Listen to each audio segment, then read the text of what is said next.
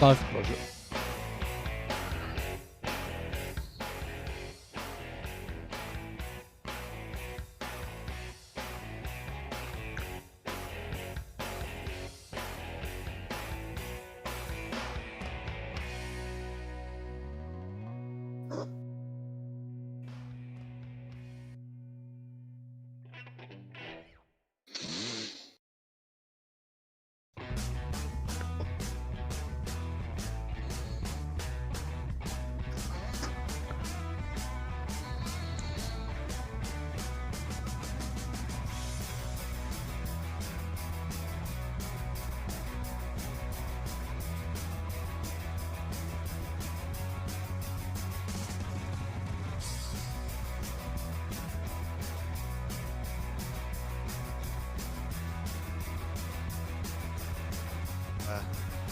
The Virgin Orbit aircraft. Let's read some names out in the chat. If you're here, say hello in the chat as well. It's myself and Martin. We've also got Mr. John Feather and Mr. Andy Brownbill. Good evening. Hello. How are we all doing?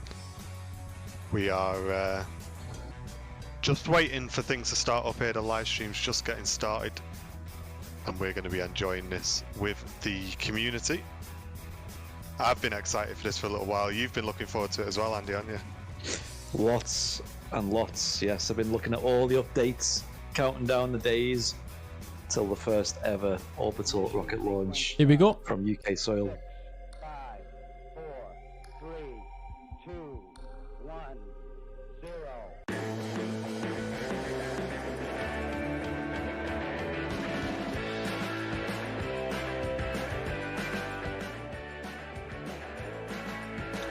I truly believe that responsive small launch will change the world.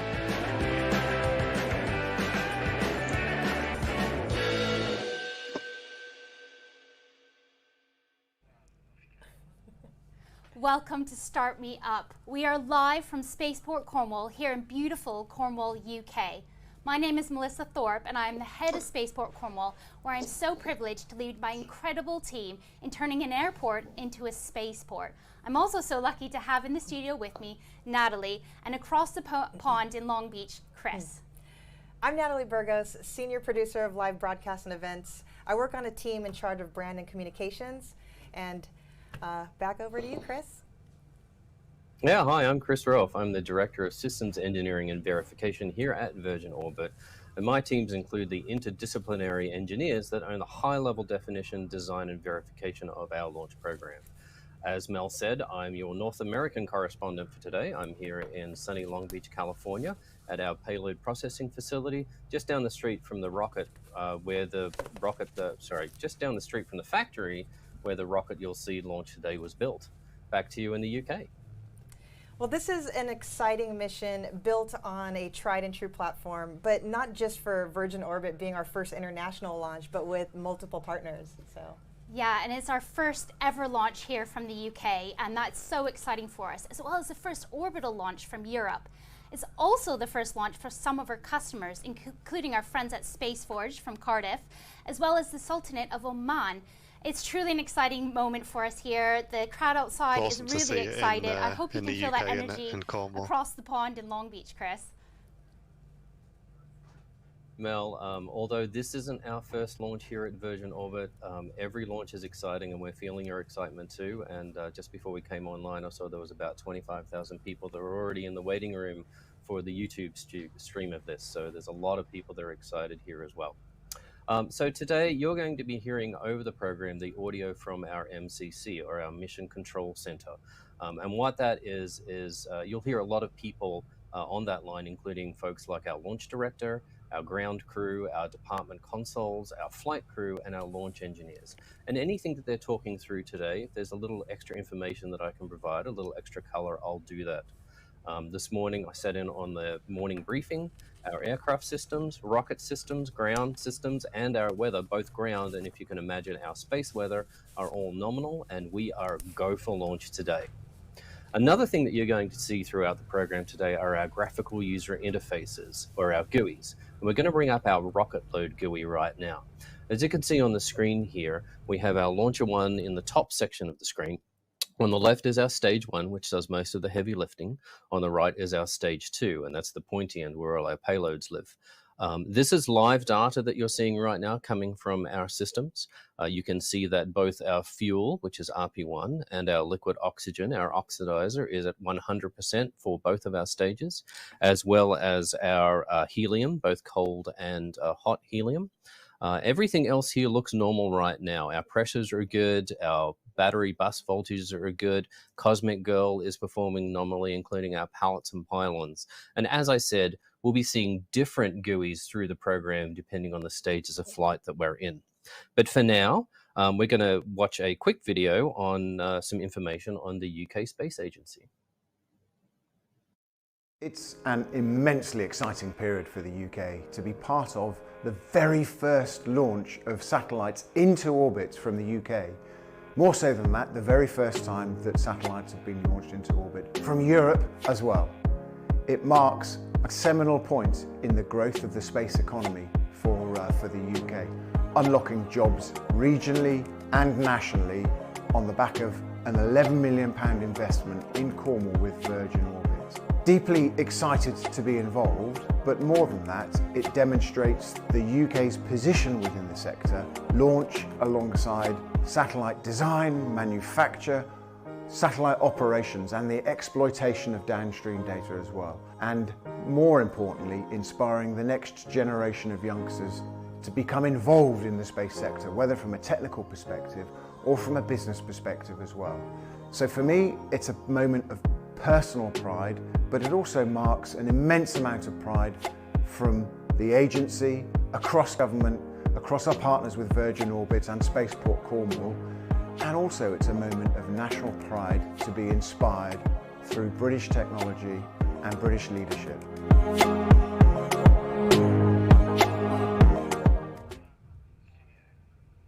So why are we here today? One word: satellites. Satellites underpin so much of our daily lives, and we're so lucky to have several of them flying with us today.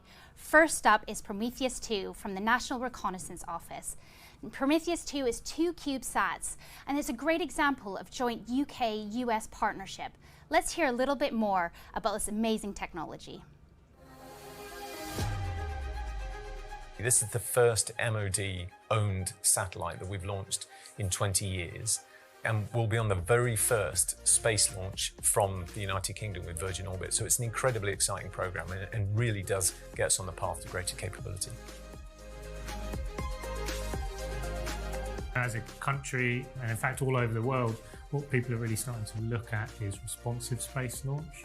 What we're showing is how we can have this capability brought in and how we can have flexible capability to be able to launch different spacecraft at different times as and when is required, rather than having to ship your spacecraft over to a different country for a vertical launch. Prometheus 2 is a collaboration between MOD, between Defence Science Technology Labs, DSTL, and international partners, including the National Reconnaissance Office, the NRO, as well.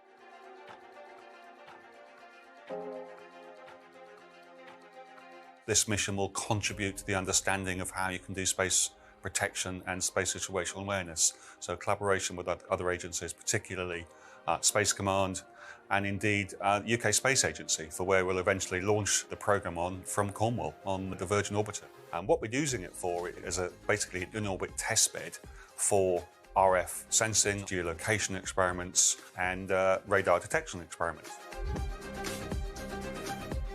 The satellites we're building are going to be used as research demonstrators. We were able to bring a lot of our design work that we'd done on our Faraday 1 mission, including a number of the payloads and the platform design to the programme. We then were able to fold that together with the work that Airbus were doing and with a lot of the requirements that DSTL had been evolving over the last few years. DSTL are incredibly important to the technology that we are using to develop our capability over the coming years. So Prometheus 2, as the first step on that path, I think is incredibly exciting, and DSTL are front and center in terms of where we're going.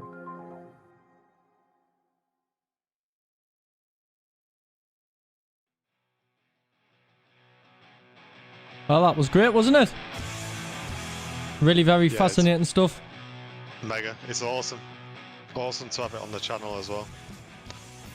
Massive thanks to, of course, Virgin Orbit for allowing Airliners Live to rebroadcast this and bring it to the community. We kind of said we wanted this to just be a community event, something we all kind of enjoyed together, because I know there's quite a few people in the community who enjoy a lot of the stuff going on people like SpaceX and NASA and things like that, and now having our own sort of space content within the UK is just fantastic. And I know, Andy, you was kind of looking at potentially getting down there as well in the future. Yeah, for sure. Yeah, obviously Cornwall or Newquay Airport's well connected to Manchester Airport.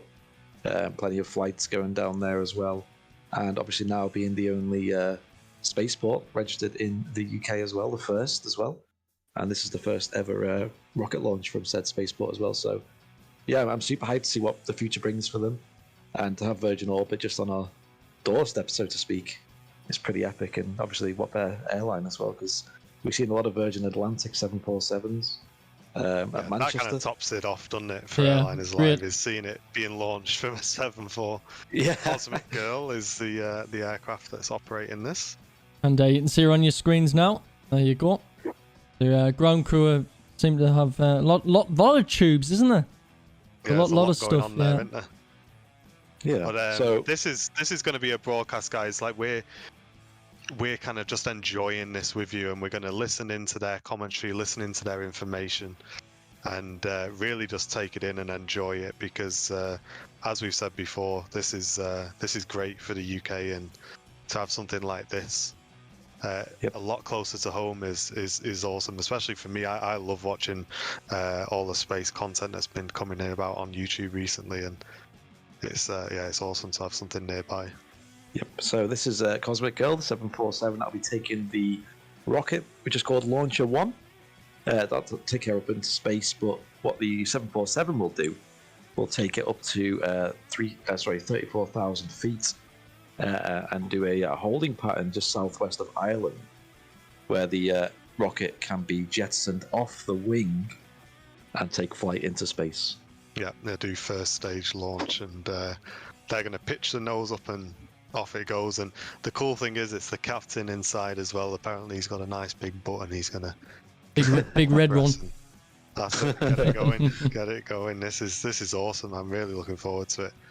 And obviously with the weather in the UK at the minute, we're not gonna see much, but hopefully in the future, depending on what direction they go in, I think they were saying they can fly from anywhere up to like 4 hours before they launch. Before they launch the rocket, depending on where they want to get the orbit for whatever it is they're launching. But hopefully, you never know, we may see, if you look out of your back door in your garden, may see one of these launches in the future. That'd be pretty mega, wouldn't it? It would, yeah. And obviously the advantage to doing it this way with the 747 is the UK weather isn't such a big problem. You know, historically rocket launches had to be done from the ground, and now with modern technology we can launch them for things like aircraft. So to take it up to cruise altitude before doing that final launch up into space it makes a lot of sense. Yeah, I guess it just makes the UK a bit more viable, doesn't it? Yeah, and as we've seen, it's the first in Europe in terms of spaceports as well. So this is cool. I wonder if they sell those as like a badge. You know, those knitted, stitched badges you could get. How cool would one of them be? Yeah. Oh, I'd be straight on one of them. Yeah, I love the one on the left there. I love the one the guy was wearing then. Virgin Orbit. Oh, here we go. Let's Red check team back in. has approached the vehicle to do our disconnects, and that is normal. That's normal for this phase of the mission. That means that we're fully loaded and getting ready to go. A couple of notes here on the Virgin Orbit purpose. We're on a mission to open space for everyone, and that's enabling a host of companies, research organizations, and universities to have the ability to have a space present where traditional ground launch is cost prohibitive. We support our customers to open up communication channels during natural disaster events, global and local conflicts.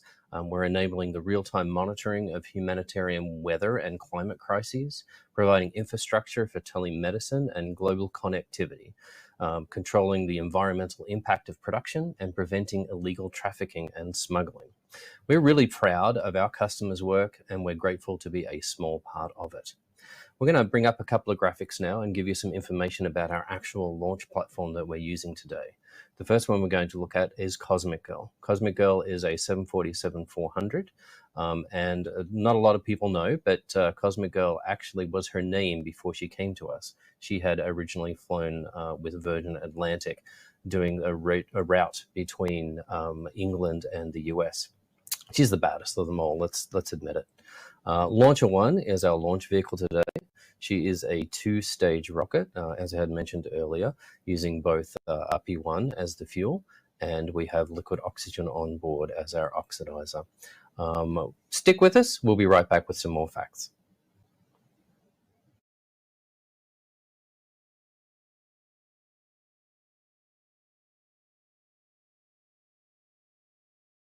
And a big shout out to Beljuice with dropping 5 Allies Live memberships. Thank you very much, mate. Appreciate that Thank support. you, guys. And thanks for tuning in today as well, because as I say, we just wanted to enjoy this with the community and bring the feed to you guys. And that's how we discussed it with Virgin Orbit as well. We just said we're a massive community. We covered the Virgin 747 retirement flights from Manchester, and we just want to enjoy this with our community. And they were just super happy to accommodate that, which is really, really cool, guys. I'll be honest, I didn't expect the response we got. So yeah, I'm really impressed, and a massive thanks to again Virgin Orbit for working with us on this one, allowing us to bring this to the community. And here we have another little trailer for you guys. Or drifting in space for months before you get to your destination. But there is a solution. Air launch. Instead of launching a big rocket from the ground, you take a 35,000-foot shortcut straight towards the stratosphere. That's where you launch your rocket. You can fly smaller rockets more often to more orbits for less money. It's getting everybody's attention, but it's not a new concept. The first air launch happened way back in World War I, and for 100 years since, it's been a key part of some extraordinary projects. So what's new? Well, satellites for one. They caught up by scaling down. Small, cheap satellites mean more access to space, and demand has never been higher. It's a new era.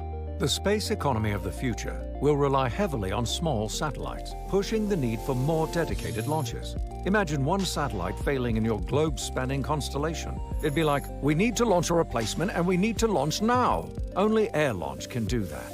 Why? Well, a few reasons.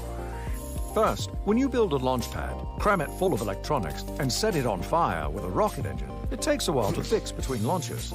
And to keep us safe back on Earth, under every launch is a no-go restricted zone. So if Weekend Warrior Willie finds himself sailing past that line, the whole mission could be scrubbed. This no-go box is smaller and farther from people when you launch from the air. Oh, and don't forget Mother Nature. Thankfully, the weather is better above the clouds. This can all cause congestion for ground launches, but not every mission can wait. Air launch can be more responsive, more flexible, and less disruptive. It's launch on demand, just like booking a flight. Now all you need to get to space is access to a runway and a dream. Wait, did I mention that it's an airplane that can launch your rocket to space from anywhere on the planet? Anywhere? That's huge, considering there are over 180 countries without easy access to a launch pad. They'll need to launch thousands of satellites to space in the next few years. Without air launch, the math doesn't add up. Soon, satellite makers and operators will be able to launch from anywhere at any time, and countries and businesses around the world will have access to space like never before. This is big.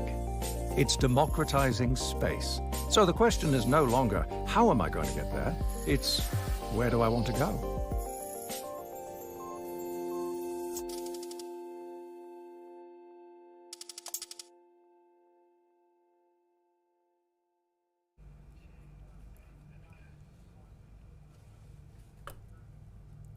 Welcome back. I'd like to recap some of our previous launches here at Virgin Orbit. So we started off with Tubular Bells. That marked our operational debut of Virgin Orbit's launch service. For Tubular Bells, we successfully carried 7 satellites to lower Earth orbit. With Above the Clouds, rightfully named, we achieved new orbital inclinations never before possible on the West Coast, and also launched through inclement weather. This was our 3rd successful consecutive flight in less than 12 months and included a rapid call-up for our Spire customer, where we went from notification to fully integrated satellite in less than 24 hours. Some of the types of satellites that were included on Above the Clouds included experiments in space-based communication, space debris detection, in-space navigation and propulsion, as well as satellites that will serve a more global agricultural sector. And then back in July, our Straight Up mission carried 7 satellites to low Earth orbit, making a total of 33 satellites launched as of our 4th mission. Similar to this evening tonight in the UK, Straight Up was also our first demonstration of a nighttime launch. So that's pretty exciting for today.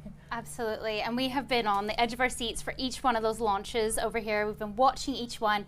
We've been learning so much for each one as well. And we've implemented in everything that you've seen here tonight, ready for us to launch for the first time in your first launch out of the US. So thank you for those previous launches. They've been so exciting. Yeah. And now it's our turn. But why are we here? Why are we launching from the UK? Well, we actually build a large majority of the world's small satellites here in the UK, but up until tonight, we have never been able to launch them. So with Virgin Orbit, we are now able to access space and be the gateway to space for not just the UK, but also for Europe. And that means a lot to a local economy like Cornwall. And for Cornwall, it means that we can bring jobs, we can grow and diversify the economy, and my favorite bit, we can inspire an entire generation of new people into the space realm. We're so excited and we're so happy to be launching with Virgin Orbit here.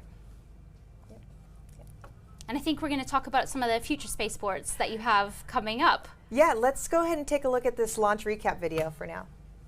5 hours, yeah.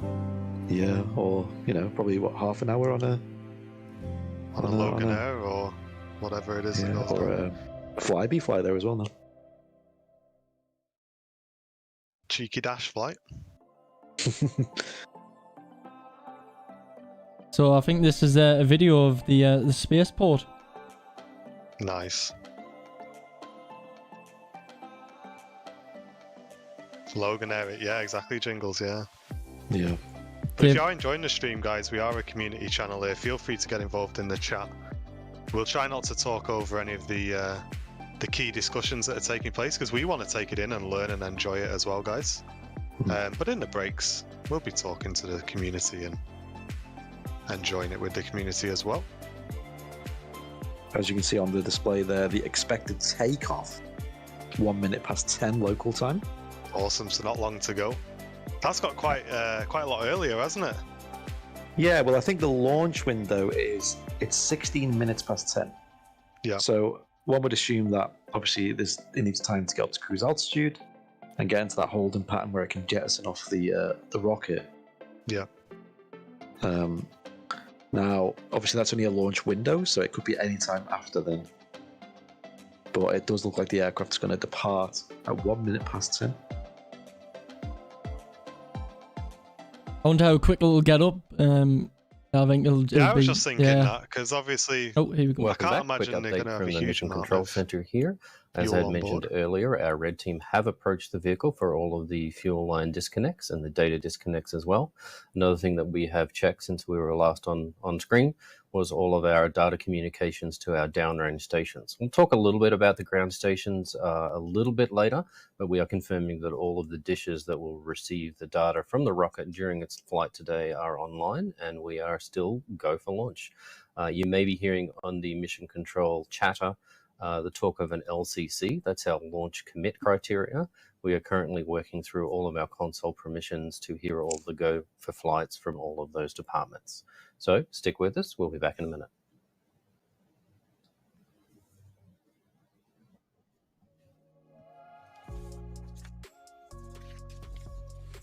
So I wonder if it'll be as quick as a Jet 2 757 on a maintenance flight, yeah? Yeah, and I think the more of these they do as well, the more kind of interactive and the more features are going to be involved in our live streams as well. Yeah, for sure. And I do love this era of, like you were saying, you know, we obviously are a bit too young to have witnessed, you know, like the moon missions and you know, that whole initial push of space. But now it's like another wave of like space exploration, and everyone's getting excited about it again, aren't they? It's really exciting. You know, you got like companies like Virgin Orbit doing these insane missions where they jettison rockets off 747s. Like, does it get any cooler than that? I mean, couldn't have picked a better plane, in my opinion. Yeah. Wait, Concorde, but I'll take the 747. Yeah. I think you'd be lucky to see one of them, John Boy. Never mind a rocket. Maybe one day, eh? Keep our fingers crossed, but hope you guys are enjoying it in the chat. And we hope we can bring you more of these as well. I don't see any reason why not. For sure. They may have a mic not muted there by the sounds of it. America. Really? Data.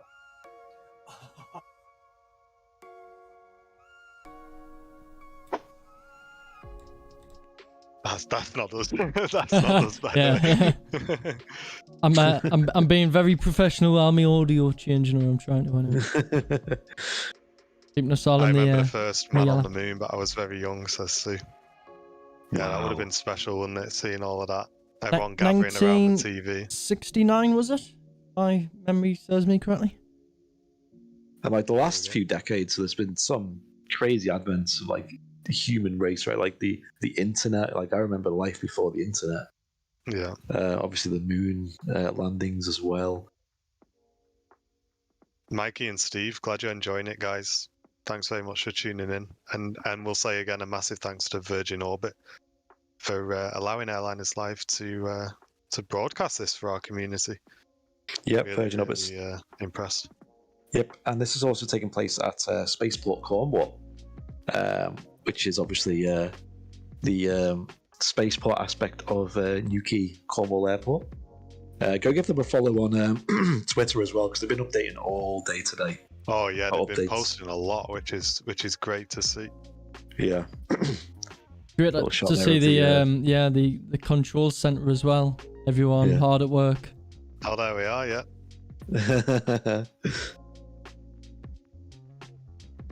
I believe you were saying there was like a press area as well, Andy, weren't you? Yeah, they had a dedicated press area, on site to capture this. Now, we were tempted to go down and get some footage of this ourselves. Upon hearing that Virgin Orbit were doing the live stream, obviously I knew that would be far superior than myself in a field. Oh yeah, because they've got access to everything. Yep, and, but multiple cameras and all that good stuff. Yeah, I'd love to get down in the day to see one of the daytime launches, as they were saying earlier that this is actually the first night launch they've done.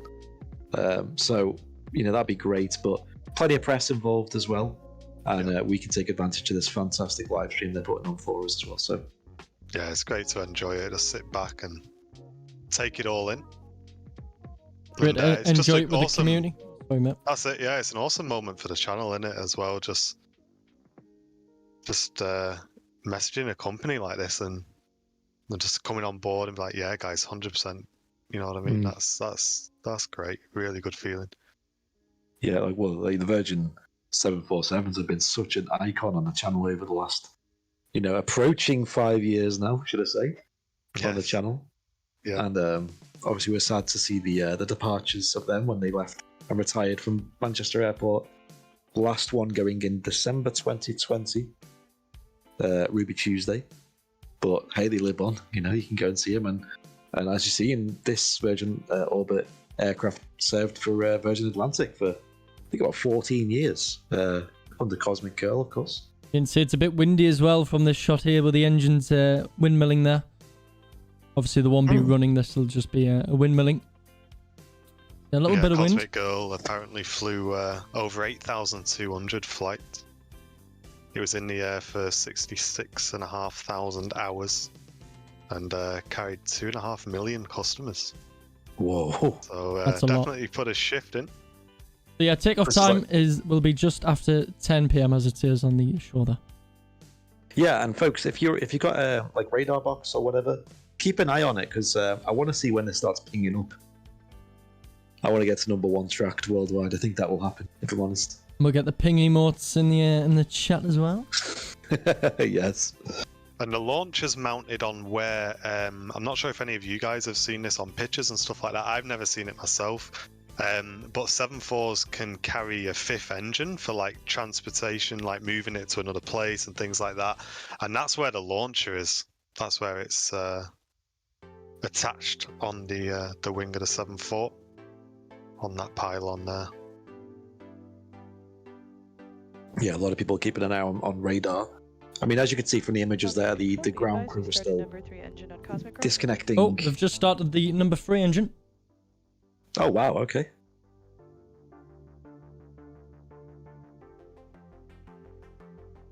Nice. As I frantically pull up my radar app. But if you are just tuning in, a very warm welcome to Airliners Live. We're enjoying the UK's first orbital rocket launch here on the channel with our community. And if you're not a part of our community already, we would invite you to get involved.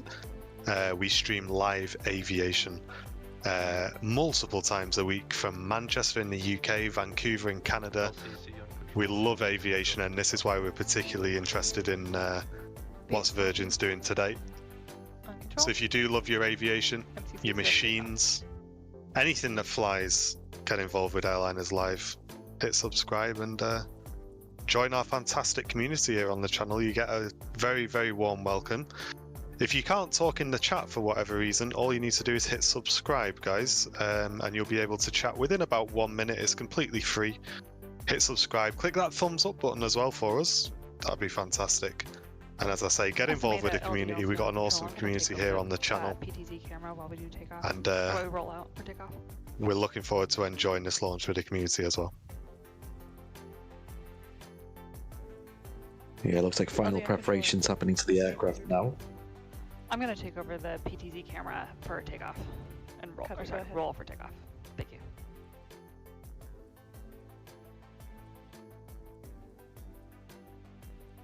So the Launcher 1 rocket, it contains 9 satellites to go into orbit tonight.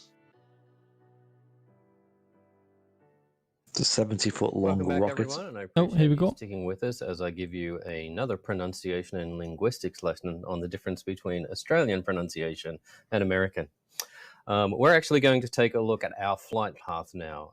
Quick MCC update. We are go for takeoff. That was just called about 30 seconds Yeah, we ago. go for So we're takeoff. going to bring our graphic up that shows Amazing. the actual flight path that Cosmic Girl will take after she takes off from Spaceport Cornwall. Once that's come off, you'll see that she'll track over the water there, taking off in a westerly direction out towards Ireland, and is going very close to counties Kerry and Cork. Then she'll take a left-hand turn and go into what we call our racetrack. And as you can see, it's aptly named because of the shape. We do 2 passes in the racetrack. The first one is the cold pass, and that's essentially where we're doing a lot of checks on the aircraft, the rocket, the prevailing winds, and the weather. And then we go into what we call our hot pass, and that's where Launcher 1 goes onto its own battery power and switches to autonomous mode. When we're getting very close to the drop point, our pilots will pull into the aircraft pull-up maneuver. You'll hear on the MCC audio the words release, release, release that will come from the pilots. The rocket will drop on its way to space, and Cosmic Girl will come home to Cornwall. Special shout out to our airspace support in this region of the world from the UK and from Eurocontrol, as well as authorities in Ireland, Portugal, Spain, and France. Stay with us. We'll be back in a moment. Sounds like a massive effort there, doesn't it? And let's have a little bit of a chat about who's on board Cosmic Girl today. An awesome view if it was We're clear. so lucky to have Definitely. 2 pilots and 2 launch engineers who are incredibly talented and well versed in Cosmic Girl and this incredible launch that we're about to see. We'll talk about our 2 pilots first. We have Matthew Stannard, or Stanny, as he likes to be known, our RAF test pilot who's on secondment from the RAF over to Virgin Orbit. Joining him in the cockpit is Chief Pilot Eric Bippert. The two of them are an incredible team, and we know they're going to do an amazing job for us tonight up above the Atlantic Ocean. Joining them in the back, we have two launch engineers. We have Dale Alexander, and we also have Bryce Schaefer. These four have been amazing. We've really got to know them here in Cornwall. They've been doing test flights around the county, as well as getting into the schools and really inspiring the local school children about maybe becoming a pilot or a launch engineer or working with rockets. So the whole community is definitely cheering them on down here in Cornwall tonight. I think we'll leave it there for a moment and we'll watch Cosmic Girl as she hopefully starts to make her way around the airfield. Yeah, sorry guys, I didn't get nice. invited to fly.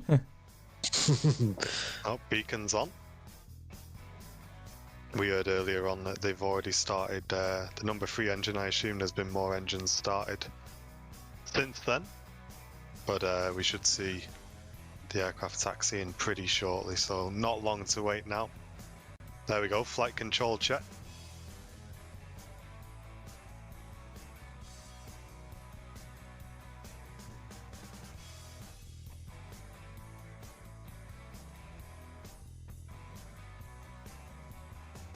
It's nice that they got the aircraft in this like nicely illuminated area, so we can watch the pushback. That was cool. There, seeing the rudder, getting the whole Virgin text there on the rudder check. That's it. So the pilots there are just checking all the controls, making sure they've got full travel on everything there, as we see on our aviation shows at Manchester. Quite a standard procedure for every aircraft that's about to depart.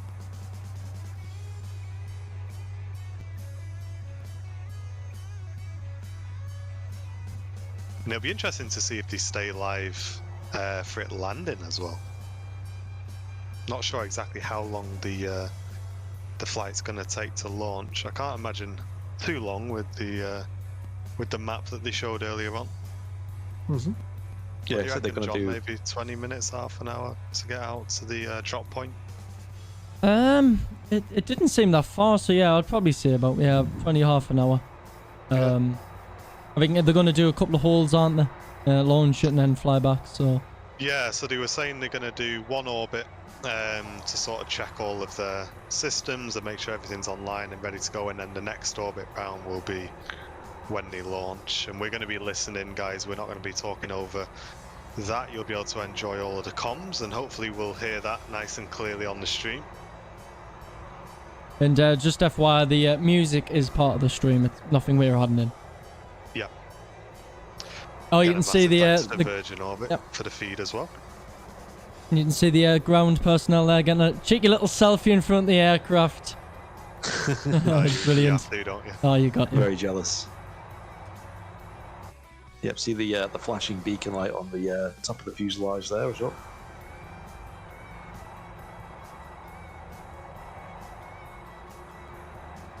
Yeah, it'd be interesting to see if it's on flight radar, guys. Yeah, I'm keeping my eye on. I see Ian Finley said that it was on ADS-B. Okay.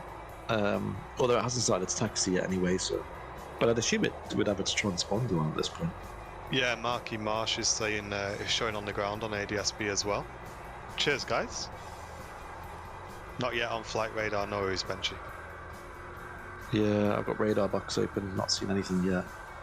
Yeah, Darren, flashing beacon. One, just as you can see, there's one on the top and one on the bottom as well, just behind the rocket.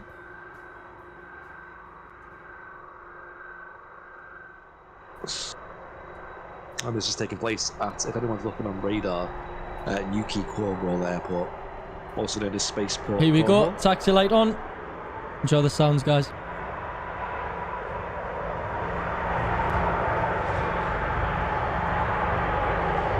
On control, be advised, Cosmic Girl's taxi.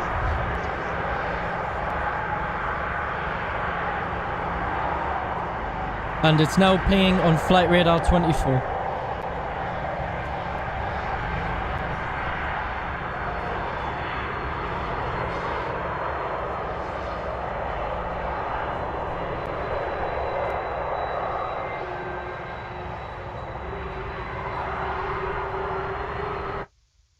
Man, I miss the sound of them engines. Just as I say that, they've cut the audio. Yeah, them the engines are brilliant. 7.4s were something special. I think me and Charlie didn't really take them in as much as probably we should have done. Yeah, but you got some epic recordings of them, and even now, like we have Fezza helping out with the editing, and you're pulling up some clips of the 7.4s from back in the day, and it's like wow, like we had them at Manchester with the amazing views and sounds. Yeah, the jumbo jets. And although, like, you know, we love the A380 on the stream, I think the 7.4 has a little bit more charm. There's something about the 7.4, isn't there? Everyone loves the 747. Yeah, yeah. But something you can't explain.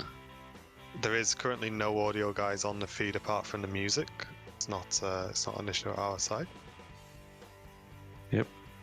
Yeah, that was a shame because that would sound... Oh, there we go. Now it came back on. Thanks. The music's looking. There we go, guys. The Virgin Orbit taxiing or its takeoff. If you're new here, we stream live aviation 3 times a week. Make sure you hit that red subscribe button and you'll be able to talk into the chat as well. Thank you for your support. Yeah, she's currently backtracking up runway 30. So it's going to turn around at the start of the runway and depart using 30 by the looks of things.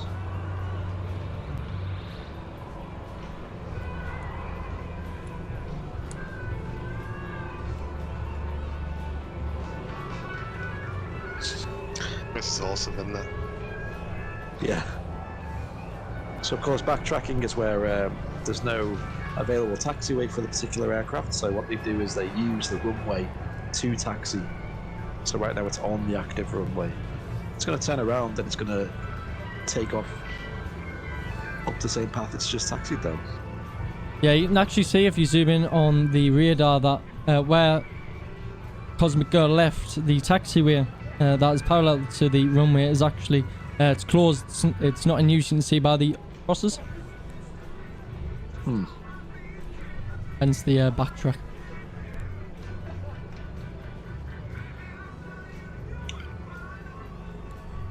So yeah, this is going to depart and take the payload to just southwest of Ireland, and jettison off the rocket in a spectacular way. As you've seen in the videos before, they tilt the aircraft right up, nose up attitude, and blast the rocket off underneath the wing. And the registration of this aircraft is November 744 Victor Golf. So it's since been re-registered since leaving Virgin Atlantic, but it's the same aircraft, right? Yeah. Of course. Cosmic Girl is the name. I am just 2 months older than Cosmic Girl, actually. Oh, really? Interestingly enough. Yeah. She was born in September. I was born in July. First flight on the 29th of September 2001. I just look at the flight radar. It is already #1, with 80,000 people tracking this plane. Amazing. Wow. Over 9,000 viewers tuned in on Airliners Live. A very warm welcome, guys. We're enjoying this launch with our community. If you love anything aviation, then Airliners Live is a channel for you. We stream live aviation from Manchester, Vancouver, and airports around the world in 4K. So if you do love your aviation, guys, hit subscribe on the channel, and you'll be able to tune in and watch our shows every Monday, Wednesday, Thursday, and Sunday. But a very warm welcome if you are just tuning in for the first time today, as we enjoy the Virgin Orbit launch, first right now, UK launch. Cosmic Girl is taxiing. Like I had said earlier, we had cleared all of our launch commit criteria and cleared for takeoff. Our ground crew had cleared the area, and our pilots are ready for takeoff. So we're just positioning ourselves for wheels up, still planned in the next minute or two. There we go. Wheels up in the next minute or two. Hopefully we get some audio on the That would be takeoff. amazing. Some CF6 engines. Oof. But it is the first live stream, guys, so we can, of course, cut some As slack. Natalie We know had as said well as earlier, anybody this is our second what goes into a nighttime live stream, takeoff. never mind Our the last live mission stream was of also this a nighttime. complexity.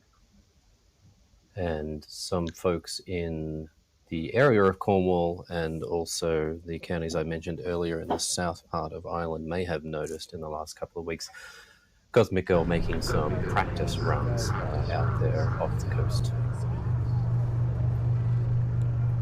Cosmic Girl is now on the runway taking off. And here's the takeoff, guys.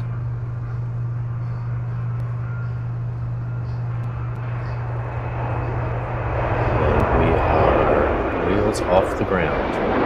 Godspeed Launcher 1, Godspeed Cosmic Girl on this historic both European and UK mission to open space for everyone. Amazing. Let's get some 10 out of 10s in the chat, guys, if you're a VIP of the channel. You hear the Rolling Stones playing as well? Start me up. As I mentioned earlier on the flight path description, Cosmic Girl will now bank to the left and take her so that's only the start of the mission for tonight. West-southwest out over the Kelsey ocean from Spaceport Cornwall.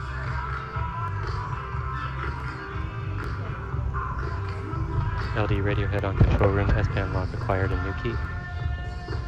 Copy, S-band lock acquired in Newquay.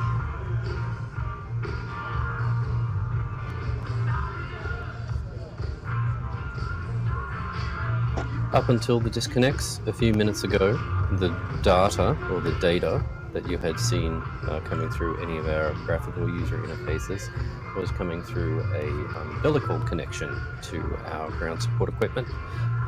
One of the things that makes us special as a launch provider is our agility, and we'll talk a little bit more about that later. But the bulk of our ground support equipment is mobile, meaning that some of the new aircraft we have purchased here at Virgin Orbit, being cargo aircraft, we can load a couple of rockets plus all of the ground support equipment, which includes our rocket fuel and our liquid oxygen conditioning ground support equipment, can be loaded on the aircraft itself and then transported to whichever runway can support a 747. So we unload the rockets, we mate the payloads to the front, usually through a special clean room that has been set up. We also have a mobile clean room that we can bring to different launch sites. Then it's attached to the rocket, and that can be done either inside a clean room or while it's still attached under the wing of Cosmic Girl. And we've done that a couple of times on recent missions, where we essentially back up the payload conditioning trailer to Cosmic Girl while she is attached under wing with Launcher 1, and then done the connection there. So the idea is that we can fly to your port or your airport, your spaceport, land, roll out our ground support equipment, our payload processing facility, do the work over a few days, connect it up to your facilities, and then take off, launch the rocket, come back to the base, and then fly to the next port.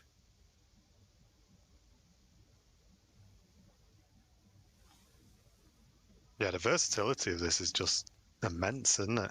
Obviously, you're limited to what it can carry, but for the missions that it's running, like getting the satellites up into space, it's perfect. It's just the graphical user interface here. It's ideal, isn't it? All of our temperatures and pressures remain to be nominal.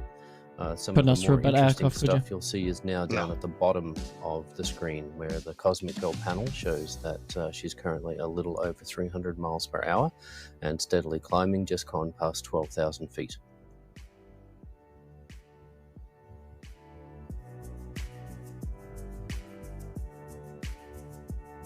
And that's going to be Cosmic heading Girl, out of to course, like any other aircraft, Southern Ireland, is captained. where it's going to make And that means that the captain on board in the cockpit is the person that is the authority on the vehicle.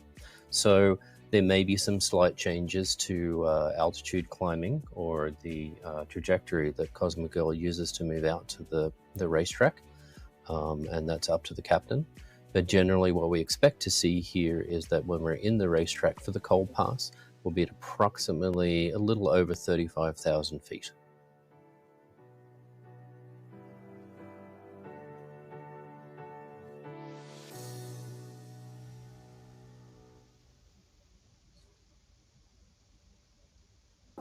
I had mentioned So the the data aircraft coming just through earlier about through an to umbilical.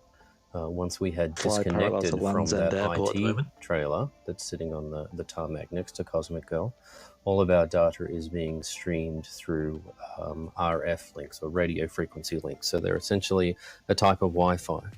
Our aircraft has that, so our rocket data will come up to the aircraft, and then the aircraft can transmit back to the ground, and you can see the live data that you see here on the GUI. Once the rocket is dropped, it has its own S-band transmitter. It's a relatively tried and true technology, S-band. That's the same technology that streamed the photos of the initial Apollo moon landing through the Parkes Radio Telescope in New South Wales, Australia, back before I was born. But that will be transmitting to multiple ground stations that are across the globe as we fly our trajectory to orbit. We will show some graphics a little later in the program that show the trajectory of the rocket today, as well as the ground stations that will be tracking her as she works her way to release the payloads. There we are. That was amazing catching the Virgin Orbit departure. Mega, wasn't it? And now we wait as it makes a short flight out. Getting ready to launch. Yeah, as Andy said, just going parallel now to Land's End Airport. A very warm welcome, guys. Thanks for tuning in to our feed this evening. You're watching Airliners Live. If you love anything aviation, then make sure you subscribe to the channel and get involved in our future live streams.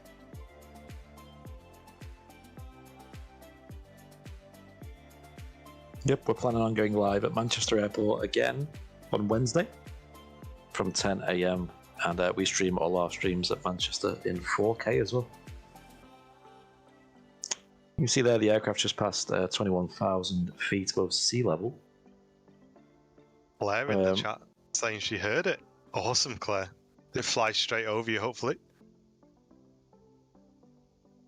It is very exciting, and it's kind of, especially here in the UK, this is kind of the start of a new era, you know, because this is the first ever rocket launch from UK soil. And although it's not in the, you know, conventional method of launching from the ground, an air launch is what they've opted for the UK, and it makes a lot of sense. The flexibility. It really does, yeah. The flexibility with the different weathers we get here in the UK, of course, that allows them to launch a lot more often, that was reliably. Amazing. I had to step out and see that with my own eyes. So thank you, Chris. That was so informative as well. I'm absolutely buzzing. That was huge, and now we can't wait for rocket launch. I'm now joined in the studio by a good friend, Steve Isley, who is Vice President of Business Development from Virgin Orbit. Hi. Hey, Mel. Yeah, I mean, what an exciting day.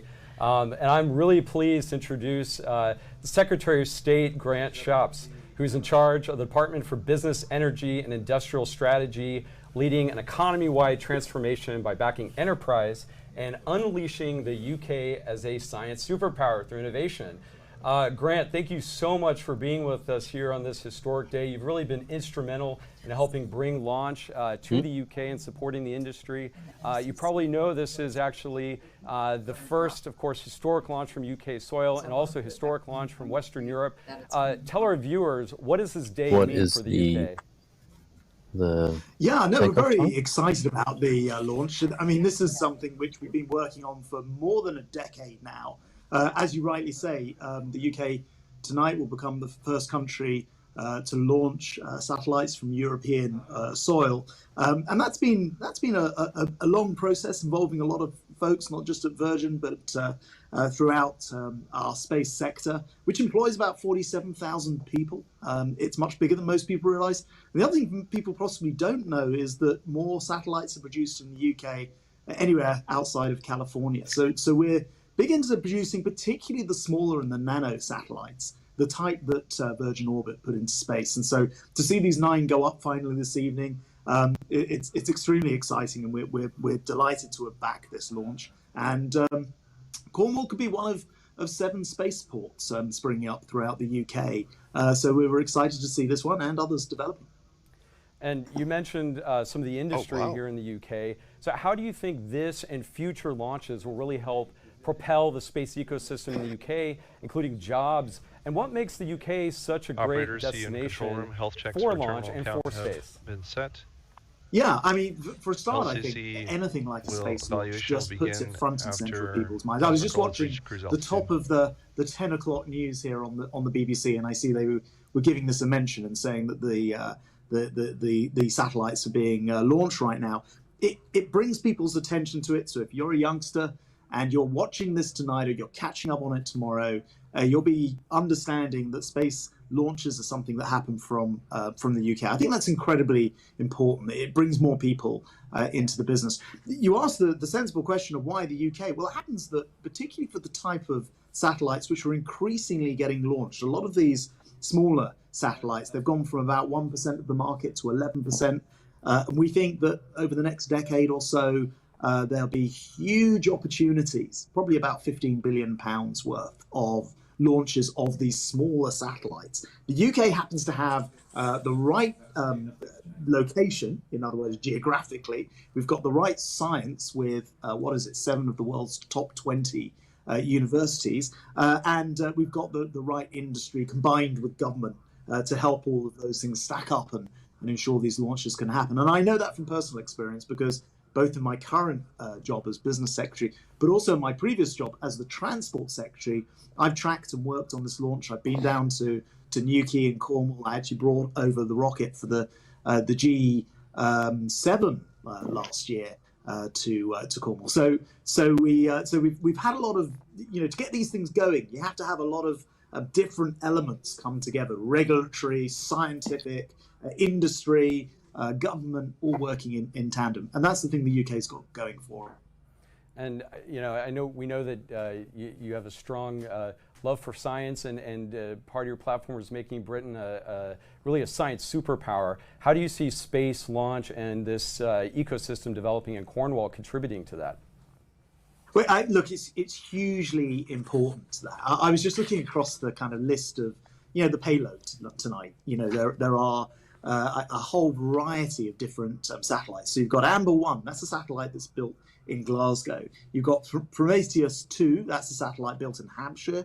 You've got Spaceforge satellite that's built in Cardiff. So you see, as I go around the country here, every part of the country, every part of the United Kingdom has got a link to what's going on in Cornwall tonight. And that's incredibly, incredibly important and exciting.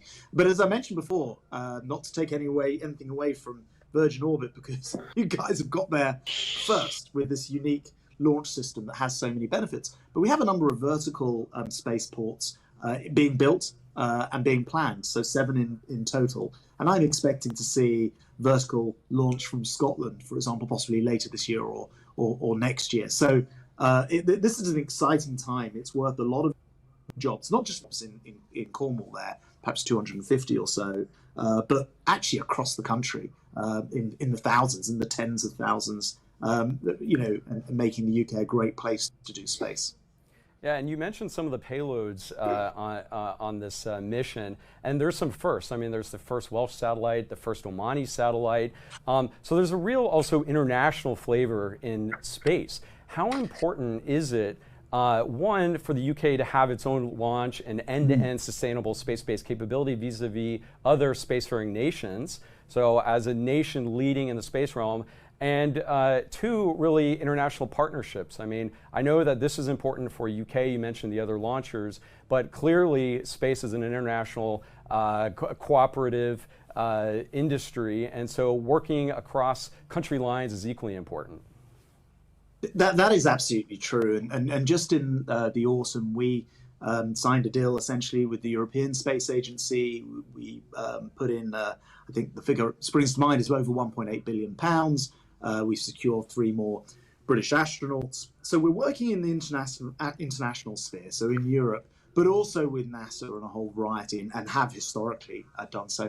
Kind of interestingly, though, you ask a really interesting question, because the UK is the only country in the world to more than 50 years ago have designed, built, and launched its own rockets and satellites successfully into space, and then scrapped the entire launch program. This was back in 1971. It's a long time ago now. It was kind of a surprising thing to do, given many other countries or other locations continued or have got into the space race since then. I think the big thing that's changed is the commercialization of space ever since, though, because I was just looking back. You only have to go back to 2019, and there are only about 500 satellites launched globally.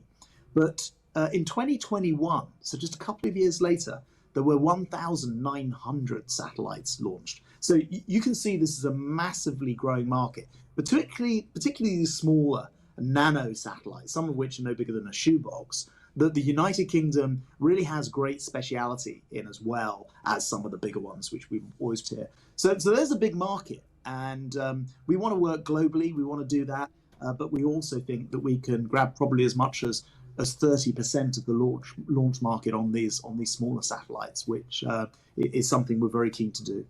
I think that's absolutely right. I mean, the UK has all the pieces to the puzzle. You've got all the satellite manufacturers, you've got incredible universities, you have the logistics, and now you have the launch capability. So really, you have this end-to-end sustainable space applications mission capability that is unrivaled practically for the small satellite market in particular, and definitely joining the other few nations that actually have their own launch capabilities. So I think really that we're pleased to be your partner on this journey and help make that a reality. Maybe shift. Well, thanks very much. It's great to hear you say that, because folks won't know, but we generate about £16.5 billion from space income each year in this country, and it's only set to grow. And we're going to work internationally to make that happen. And having this launch capability from British soil clearly puts us front and center of that. Absolutely. And finally, I think so people know that you're a pilot yourself. So as you know, captive carry is happening. Our pilots are going on this journey, going forward. Maybe you could talk a little bit about your experience as a pilot. Just what's going through your mind? Like, what is your mental state right now, and how exciting is this for the people that are really on the front lines here of this launch? Well, obviously I offered Virgin Orbit the opportunity to use me as the pilot, and I'm just kidding. I think everyone who flies, everyone with a pilot's license knows that the thing that you're always doing before a flight is you going through the pre-flight checks in your mind, and then after that you go through the whole sequence of thinking through the flight. I visualize the flights that I take in advance, and I know that the captain will be doing exactly that. Incredibly experienced RAF pilot flying the aircraft this evening. He will have run through this, has done it, of course, in reality as well, so it's not just a sort of in principle thing. And that visualization, I always find as a pilot, really helps the process of flying. And of course, on a mission as important as this, I know that is the work that will have been going on in advance. Yeah, and we're of course rooting for our pilots, we're rooting for our engineers, we're rooting for our team. I know the country is behind this mission. We're excited to be here in the UK. Grant, in the few seconds we have left, is there anything else you'd like to tell our viewers maybe about this mission, or about some other insights, some parting words, if you will? Well, look, when I came down to Newquay, and we brought over the rocket last year, actually it was a replica of the rocket last year, some people said to me at the time, this is all fine, but actually, is this just a static display? Is it really going to happen? Is it really going to happen from the UK? And, collectively, and you guys in particular have proved that the answer is definitively yes. The aircraft's in the sky, I think in, in 48 minutes or so, we're looking for the drop. So, I just want to say a big thank you to everyone. And it's now thousands of people who've been involved in getting this mission up and running. There were any number of things which could have stopped it. And the first time you do something, particularly from somewhere new, there are lots of regulatory barriers to overcome. I actually want to express my thanks to my Irish counterpart, who I spoke to and helped clear the airspace, to the Portuguese, and many others who've been involved in this evening. But look, I think this is an amazingly exciting time. we're all eyes glued to the drop and the launch of these satellites. And well done to you folks for making this happen. And tonight, all eyes are on the United Kingdom launching these satellites. All right, Secretary of State Grant Shapps, thank you so much again for your continued support. Thank you for your leadership, and we look forward to continuing the partnership. Thank you.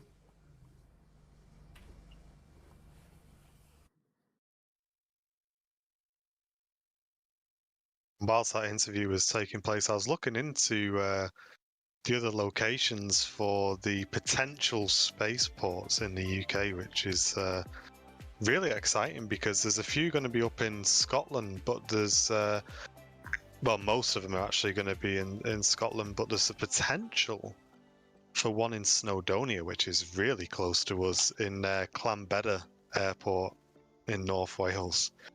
Now, if that happens, that would be absolutely fantastic. Again, another horizontal launch site, so launching rockets in a similar fashion. That would be awesome. It's crazy, the expansion and how it's come around so fast as well. Like, yeah, a few years ago, I wouldn't have even imagined we'd be having rockets launched in the UK so soon.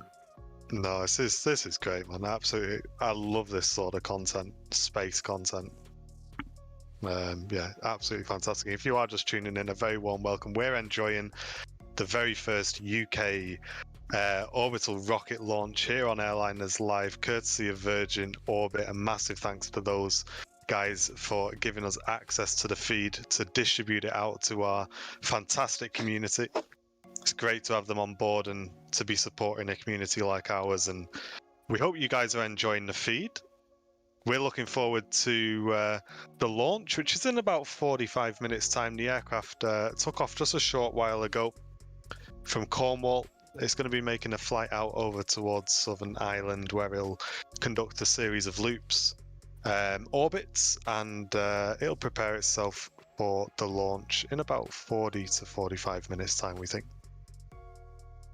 It's an interesting drop time, 45 minutes, because they're pretty close to where they're going to be doing the launch. So I wonder what's going to take that extra time. Maybe I wonder they've if got they're a just lot taking of the time to obviously, with it being the first one, you maybe just double checking everything, maybe checking all the systems again and again, you know, just to make sure. I'd love to see what the checklist looks like. You know, like the pre-launch checklist. Yeah, that'd be amazing, wouldn't it? I seen Charlie mentioning. I seen Charlie mention in the chat that the aircraft stopped at 30,000 feet, so it seems to be cruising at that altitude. I did hear that they were going to launch it at about 35,000 feet, although that was subject to change. So they might be agreeing on the 30,000. Let's just see if the aircraft climbs anymore.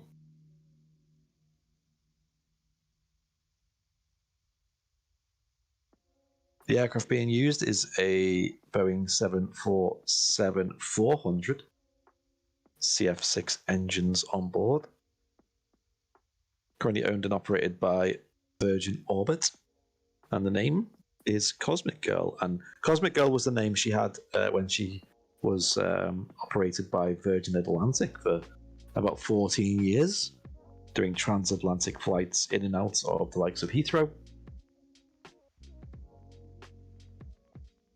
And fittingly, she kept her name Cosmic Girl. Yeah, you got to keep that, haven't you? It's certainly fitting. And if you are new to Airliners Live, we were very proud a year or so ago, a couple of years ago, to cover all of the Virgin 747 retirement flight from Manchester Airport.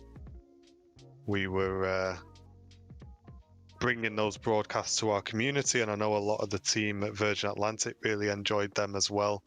And the pilots have since been in touch with us and said how much they've cherished the footage. And for us, that's a massive part of Airliners Live was those streams.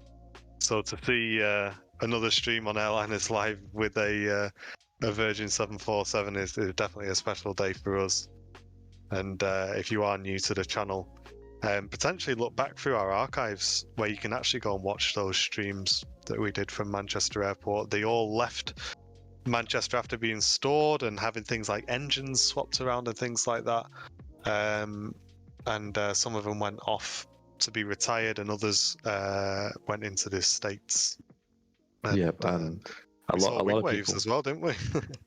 Oh yeah, a lot of them departed with a wing wave. Unofficially, yeah. And I can't remember flying on them, but I did fly on one when I was very young. I don't know if people in the chat ever got the chance to fly on a 747.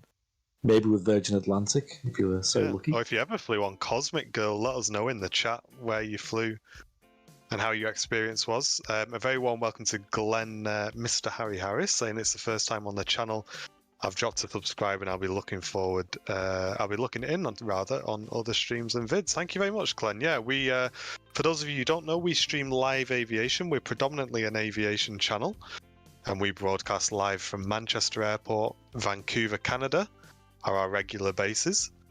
And we do shows weekly. We have 2 shows every week from Manchester, and we have a show every week from Vancouver, Canada. We also travel to other airports and bring you 4K content, all aviation based as well. So if you do love anything aviation, then get yourselves involved with Airliners Live. Hit that subscribe button and get involved in the fantastic community we have here on the channel as well. Yeah, and also we are one of the only live aviation channels in the world to stream at 4K resolution as well. So if you're new here, on Wednesday we will be live from Manchester, 10 AM UK time, in glorious 4K resolution. Yeah, so I hope to see plenty of you guys in the stream there. We're really looking forward to that. Yep. And so whereabouts is she now, Andy? Sorry. Oh, I was just going to go over our names as well in case people didn't know, but I'll get the updates as well. She's actually made a right turn. Let's see what the heading is. The heading is now 2906. It's just south of Ireland at the moment. South of Cork. Almost exactly. Travelling at a ground speed of 333 knots. And at 30,000 feet, all the threes. I assume any minute now they'll be starting those orbits. Richard P saying, hang on, when did you guys get 275,000 subscribers? I feel like it was last month we were celebrating 100k. Yeah, it's gone pretty crazy recently, the channel, I must admit. We're very, very much appreciative of the community, and yeah, the channel's going from strength to strength at the moment. Yeah, we've been around for just approaching 5 years. In fact, Fezza, you dug out the date, didn't you, for the 5-year? Yeah, I think it was February 16th. Am I correct? Nice, that's coming up. And Damo in the chat just saying she's just been cleared to the launch path by Shannon ATC, as I've got it on here as well. Thank you very much, Damo, for the info in the chat, mate. That's awesome. Yeah, so I think for the 5-year mark, we'll need to do something special. And it's only recently it's really blown up for us in terms of the channel growth and things.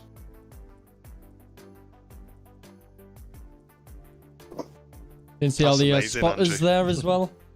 They've all came out to see the departure. I bet they got an awesome view and sound. Yeah, I'm sure they did. Slightly jealous. Slightly jealous. We'll be there. We'll be there. People asking how long until the launch. So that would be the drop time. Now, the aircraft's already taken off. And they're doing what's called an air launch. Which is they're flying a Boeing 747 to cruise altitude. And they're going to drop the rocket off in the air, and then that is going to launch from there. So the drop time expected that we've been given is 38 minutes away. Nice. That's now. About roughly when they advertised initially.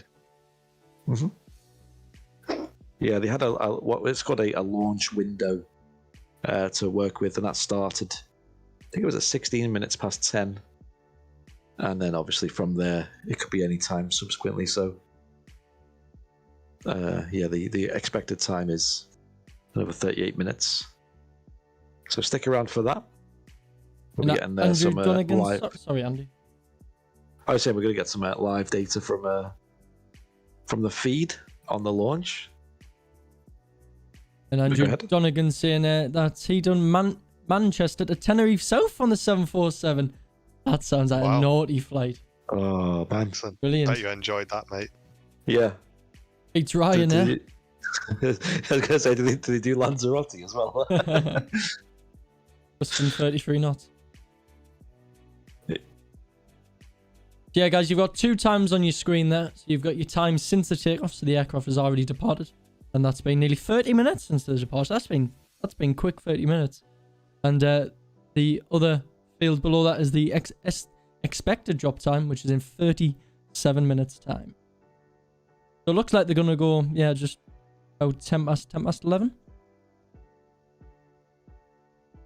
And So I'm for sure those... as these streams become more regular, hopefully they'll be become more advanced, and we'll see more cameras and tracking tools and things like that. Obviously, this being the first UK launch, I mean, fair play that it was even live streamed. We're really enjoying it. And for those just joining, I know there's probably quite a few people in the chat who are new to the channel. There's 3 of us here. My name's Andy. We got Martin as well. Hello. And we got John Fezzer. Hello. Now, John, you've just come off your, literally not long ago, your flight sim show, haven't you? Yep, and I've still had no tea, so, and I'm having to do all the audio management here on the show, so there you go. Hope you guys are enjoying thanks it. to John, who's looking after the things in the background there this evening. I think as these become more regularly, we'll probably get this set up properly in the office and maybe get a few cameras and stuff like that on, guys. But no, massive thanks to John. And if you did tune into John's Flight Sim show this evening, hope you enjoyed it. Yeah, can we get some hearts in the chat for Beza, who's actually been in the office, in and out with us throughout the evening, as well as done his own flight sim show on the channel, and now is doing this with us as well. He's not had a break. Hey, That's I don't why need a John break. is louder. I did try and knock myself down. A couple of more dB, maybe I'll knock myself down. And James says, I'm at the highest point in the Cotswolds. I'm hoping I can see it. Good luck, James. Hope you do see it, mate. Yeah, what's the sky like down there? Because up here, up north, it's pretty clear. It's pretty clear out. Has it cleared up? Yeah. I'll be honest, I didn't even look outside because when we were leaving the office this afternoon, it was pretty heavy rain again. Oh, it's been a nightmare on it. And that's why I was, you always think with stuff like this, you're like, rocket launches, is the weather going to delay things? Classic, isn't it? Especially here in the UK. But no, with these airdrop launches, it kind of negates that. Now, I believe they can still have contention with the weather at ground level, because the extra payload on the 7.4, of course, makes it a bit more sensitive to like crosswinds and things. But all was good for today. It seemed like a very pleasant evening. Probably not the warmest. Maybe a few nice warm Cornish pasties. Hey, at least it wasn't last night, because the weather wasn't great last night, was it? No. Andy saying you guys need a studio. Well, we actually have a filming space, Andy. But this evening we've just kind of kept things nice and simple. But yeah, we're definitely going to look forward to the next one and maybe make a few tweaks here and there. So hope to see you in the next one, mate. We have some huge ideas for the channel, and as you guys know, we invest a lot into the equipment, audio, visual, and we're always improving. And we've got some huge ideas going forwards with the spaceports here in the UK. I think that's like the next chapter in Airliners Live. The aircraft's still at 30,000 feet. It is getting very close to the orbit zone, where it's going to do its circuits and then onto the drop points. To do that, it needs to sort of just about pass being parallel with the south of Ireland, and then on with that now, isn't it? Yeah, I've just picked it up on radar here. So, and from there, it's going to do a minimum of 2 circuits, I believe. And I think we should start to pick up some comms as well. We can see a what's probably the last aircraft to pass before the launch is an Ethiopian cargo, which left Chicago 6 hours 20 minutes ago, heading to Addis Ababa, and that's a 787-8 Dreamliner. And then it looks like nice clear airspace for quite a while. Obviously, you don't want any aircraft around while they're launching a rocket off the 5th pylon. You know what I was thinking? Imagine if we did the geography game now. I think the chat would just be unusable. That would be unusable for sure. Maybe the moderators would have a meltdown. But a massive thank you to all of our moderators this evening, putting in an absolutely fantastic shift as well. So let's get some 10 out of 10s in the chat for the fantastic mods. And a massive thanks for all the support and donations that are coming in today as well, guys. Really appreciate it. Thank you very much for all of your support. And Malcolm says, first time listener, hooked and loving this. Can't wait to watch on Wednesday, based in Manchester. That's fantastic, Malcolm. A very warm welcome to the community to you, mate. We look forward to seeing you in the stream on Wednesday. Yeah, I think 2021 was also the year where like plane spotting hit like a bit of a mainstream. Because we had, of course, we're there weekend. Welcome back, like everyone. This is sometimes things, thought of as kind of the more quiet part of our mission. Obviously, we haven't dropped a rocket yet. When we light that candle, things are going to happen very, very quickly. For those that have been watching our GUI, you can see that all of our fuels are nominal. But one thing that we are watching, keeping a close eye on, is our payload adapter fairing temperature. During the climb, the aircraft right now is at, I believe, just over 30,000 feet, which is nominal. And during the climb, we were moving through the clouds in a storm cell. One thing we like to do during our captive carry is actually do a little fin wiggle to make sure that if there is any icing that occurs on the rocket during captive carry, we're able to break that away.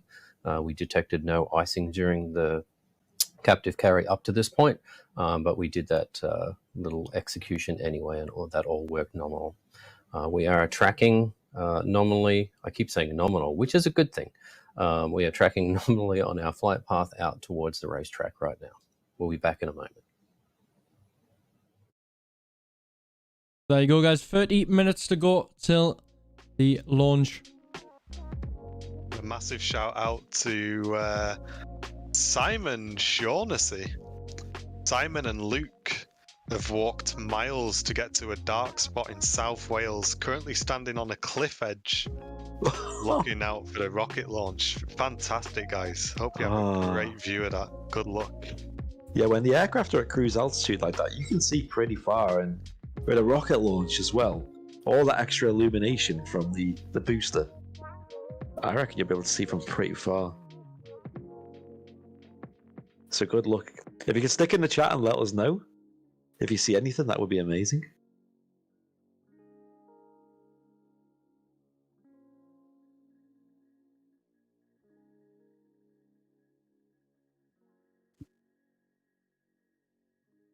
Nothing's changed with the flight path, still on that heading of 295 degrees. I imagine we'll be getting the turn very soon.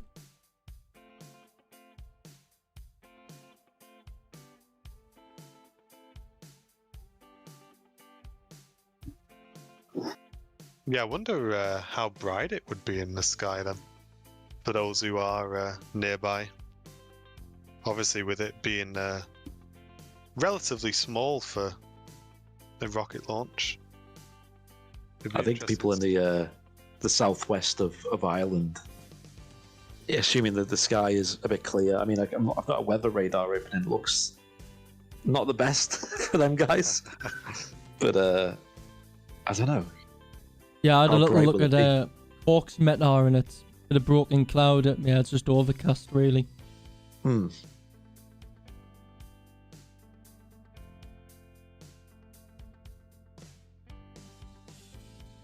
Shannon would be best, I think. Yeah, I would probably agree with that, mate.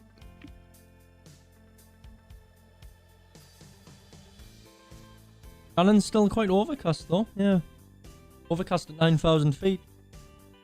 Jawad, yes, you can see the aircraft on flight radar. It's just to the south of Ireland at the moment. It doesn't have a call sign, so just look for a B744. Mm-hmm. David, no, the launch hasn't taken place yet. The aircraft has departed, and it's just to the south of Ireland at the moment, and it's expected to launch in about 25 minutes' time, roughly. Yeah. We're looking forward to seeing some more info coming in on the stream. I'm sure at the moment they're just keeping an eye on all the systems and getting towards the orbital area where they're going to do an orbit where they test all the systems, and then potentially, as long as everything is nominal, head into the did they call it the hot orbit, where they're going to look to launch.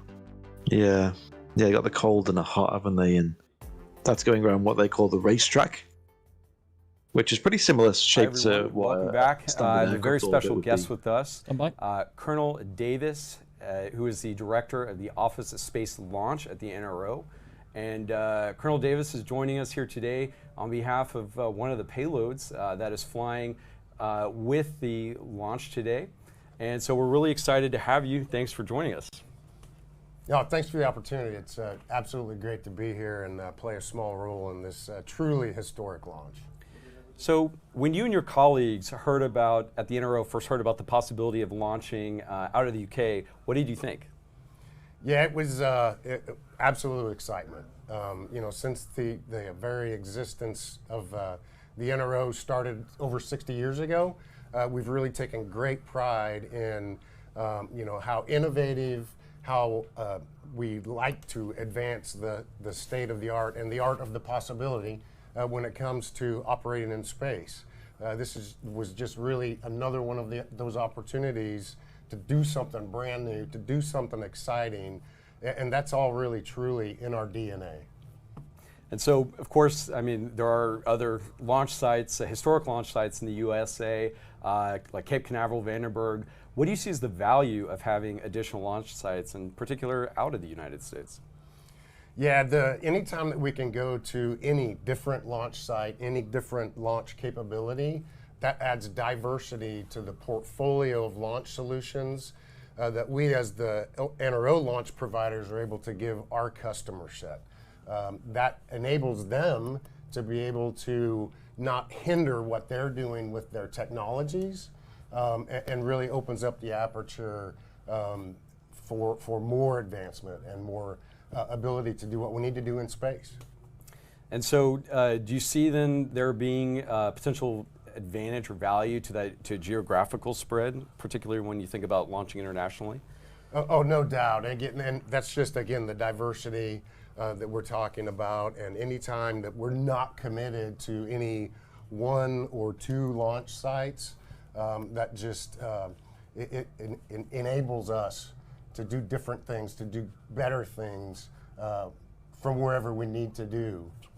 Absolutely. And yeah, we agree. We think there's definitely different opportunities to provide access to different orbits and mission capabilities internationally. So moving to another topic, there's that phrase responsive launch, responsive space, and you know, it's a pretty exciting term in the national security world in particular. What do those terms mean to you, and you know, how is that important to your mission? Yeah, responsive launch from my perspective is really being able to be responsive to my satellite customers' needs, to be able to deliver a launch solution when they need it, where they need it, how they need it, unconstrained. So having vertical launch, having horizontal launch, all of those things, you know, add additional toolbox, adds to my toolkit that I can take to my customer set. Yeah, absolutely. And then, of course, launching on demand potentially would be a whole nother benefit within a 24-hour period or so, which is something Virgin Orbit is trying to accomplish. So another question would be, a lot of what you and your NRO colleagues have talked about when discussing this mission in particular is the value of the partnership. I think the international partnership in particular with the UK RAF. With all that's going on in the world and in space right now, both in the areas of conflict and in times of peace. What do you see as the start of international partnerships and interoperability between the US, the UK, and potentially other partners? What are those benefits there? Yeah, you absolutely nailed it. The agility, partnership, and interoperability were the three big things for us with this mission. You talked about partnership and interoperability there. No doubt, you know, if you look at the logo for this mission, it screams partnership. You've got NRO, US Space Force, UK Space Agency, RAF, the list goes on and on and on, not to mention our industry partners. So yeah, partnership was a key part of this entire mission for us. And then, you know, as launch folks, we like talking about the launch, but we don't exist unless we put capability on orbit. Right. And as the primary rideshare for this mission, you know, we're here. I have a job to get capability on orbit. And with these primary payloads that we're working with the UK MOD and DSTL, that's the whole goal, is to be able to demonstrate our allied interoperability with that data sharing across our partners in this, as you mentioned, incredibly dynamic and quite frankly dangerous space environment that we're dealing with today.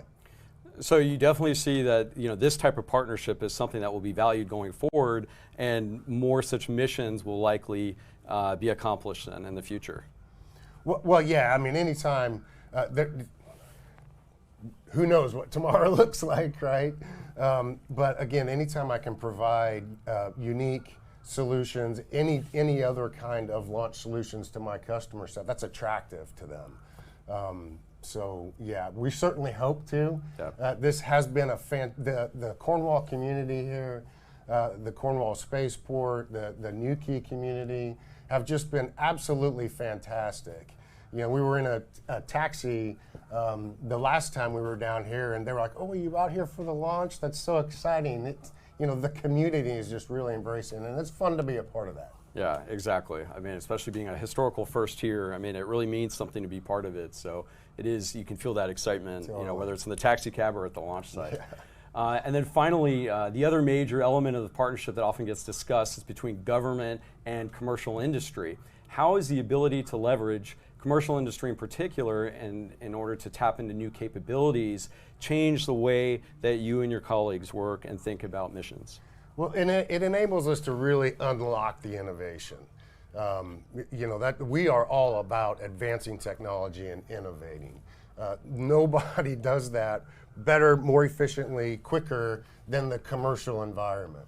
So anytime that we on the government side are able to put constructs in place, like the contract that we used to acquire this particular launch service, that really harnesses the energy and the power that's in that commercial industry, so we can work together better and ultimately advance our U.S. and allied capabilities. Yeah, I can agree more, of course, on the commercial side.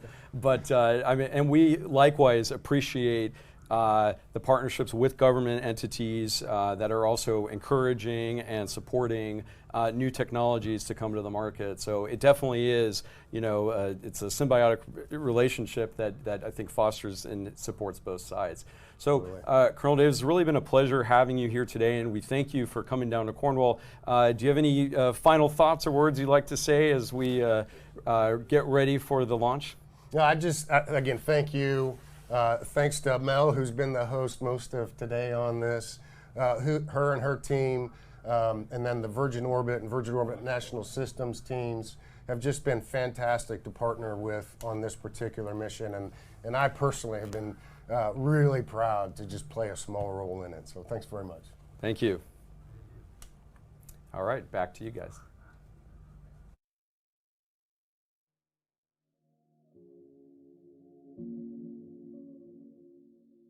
For those tracking the aircraft, it has now entered what they're calling the racetrack, which is a series of orbits where they run through the system checks before launch. So not too long to wait, guys. Really looking forward to listening into the comms, hopefully. Yeah, it'd be amazing if we got some like communications from like the pilots and what they were, how they were doing it, and they did say you'd hear them make a few comm calls, which should be good. Oh look, now we've actually got like a proper tracking as well, like a 3D. Go. Fantastic. That's cool. John, that comment you just said about the number 2 most tracked aircraft in the world on Flight Radar 24, Play Airlines, and it's because it's within proximity of that of this Cosmic Hill. So a little flight from Madrid to Reykjavik. I wonder if the passengers out the window will see this launch. Could you imagine? Just flying on a commercial flight, and out the window you see a rocket launch. I think they'll probably have the aircraft out the way for that. I was going to say, there's probably not much around there at the moment, is there? But saying that, when they've done like launches in the US, I've seen videos from someone sitting in an aircraft. If the rocket going up in there at like 35,000 feet. That's cool. I think they'll see it. Like people from Ireland will be able to see it. So, but they're not close at all, though. They're a lot of miles, a good few hundred. But thanks very much for tuning in this evening, guys. Hopefully you're enjoying the feed courtesy of Virgin Orbit. Massive thanks to those guys for providing the feed to us here at Airliners Live to bring to our fantastic community. There you go. Be the first of many, hopefully. That'd be amazing, wouldn't it? Yeah. The aircraft has now turned back north. It's made a right-hand turn. It's now facing up towards the west coast of Ireland. So, obviously, John, you know a lot about this particular aircraft. Will this aircraft be on like an autopilot right now, or will it be planned? How will it be operating? Yeah, I would imagine it'll be in the autopilot, definitely. And then they'll obviously just be turning the heading. But again, who knows? I did watch that documentary about the Sofia 747, and that's always, they normally always have the autopilot in. But they have a series of like custom waypoints as well, I presume. Oh, definitely, yeah, they could definitely do that. Pre-programmed in the custom waypoints too. That's how they do, you know, like when you see like aircraft on radar box or flight radar, and they're drawing like a funny picture in the sky. They will probably do that from pre-programmed waypoints. Yeah. I think Mark done that for me once, didn't he? He programmed a custom waypoint called Fezzer and put it next to Newcastle. Yeah, that was cool.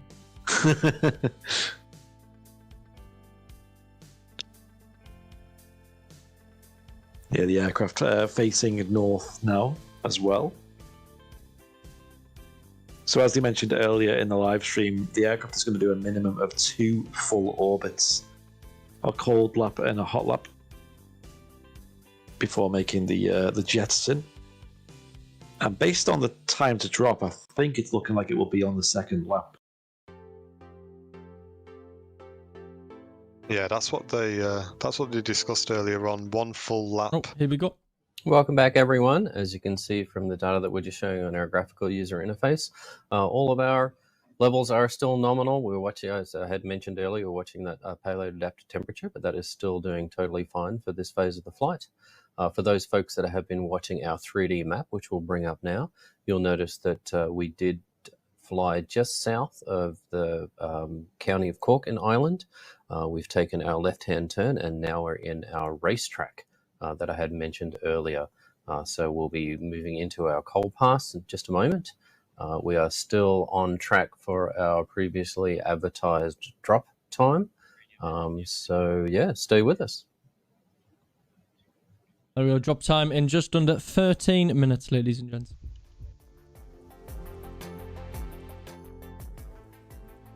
Thank you very much for tuning in. We are Airliners Live. We stream live aviation every Wednesday, Thursday and Sunday in glorious 4K quality as well. You do love your aviation. Get involved. Make yourselves at home in the fantastic community we have here on the channel. We're very proud of our community on Airliners Live, and it's by far our most important asset. And we encourage everybody to get involved, make new friends, and become regular viewers. So get yourselves involved in the chat. You'll start to see some regular names in there if you do tune into our other content. And hopefully you can become one of those regular names as well. So the aircraft we're following is a Boeing 747-400.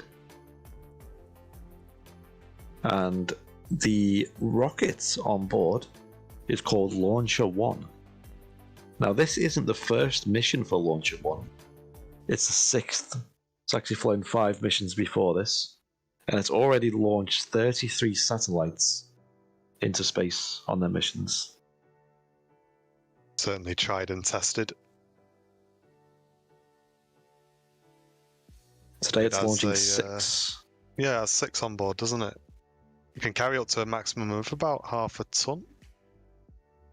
But as we were saying earlier on in the broadcast, they really are getting these satellites very small now, even down to the size of a shoebox, which certainly surprised me. But it just goes to show the sort of shift in technology and how fast things are moving these days.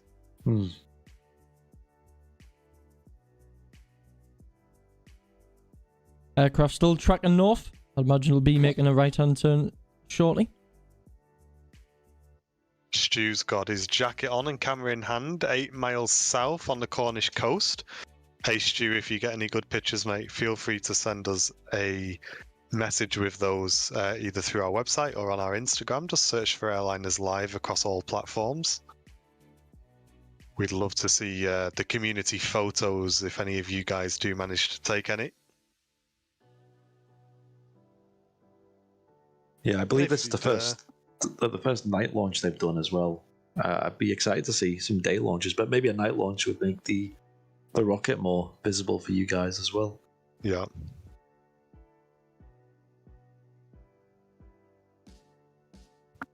And Dylan in the chat saying, I should really be asleep. I'm up at 5 a.m. Operate a flight to Lanzarote. Oh, where was our invite? Wow. Hope you have a good flight, mate. Hope the wind isn't too bad and you don't get runway 21. Yeah, enjoy that.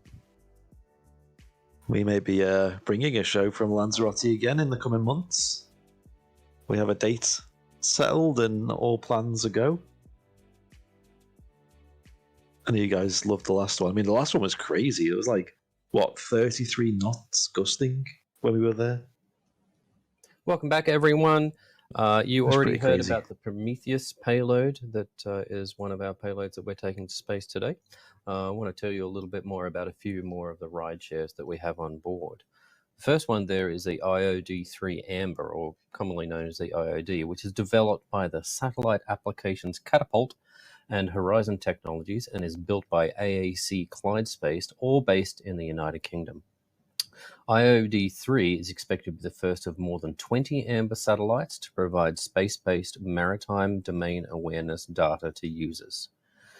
Another one is CIRC, or the Coordinated Ionospheric Reconstruction CubeSat Experiment, and it's a part of a joint mission between the UK's Defence Science and Technology Laboratory and the US Naval Research Laboratory.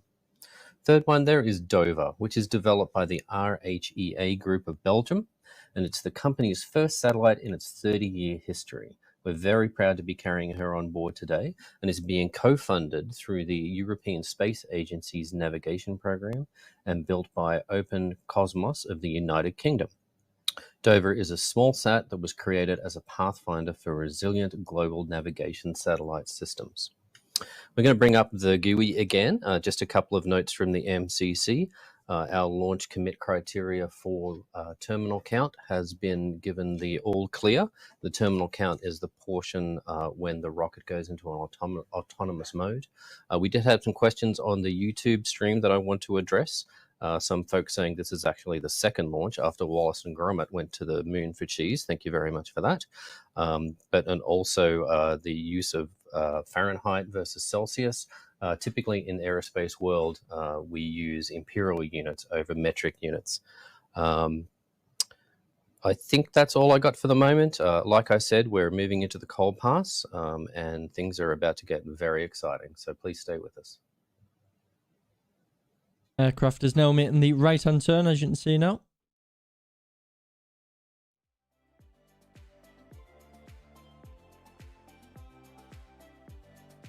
Yeah, she's currently on the cold lap of the racetrack, the orbit.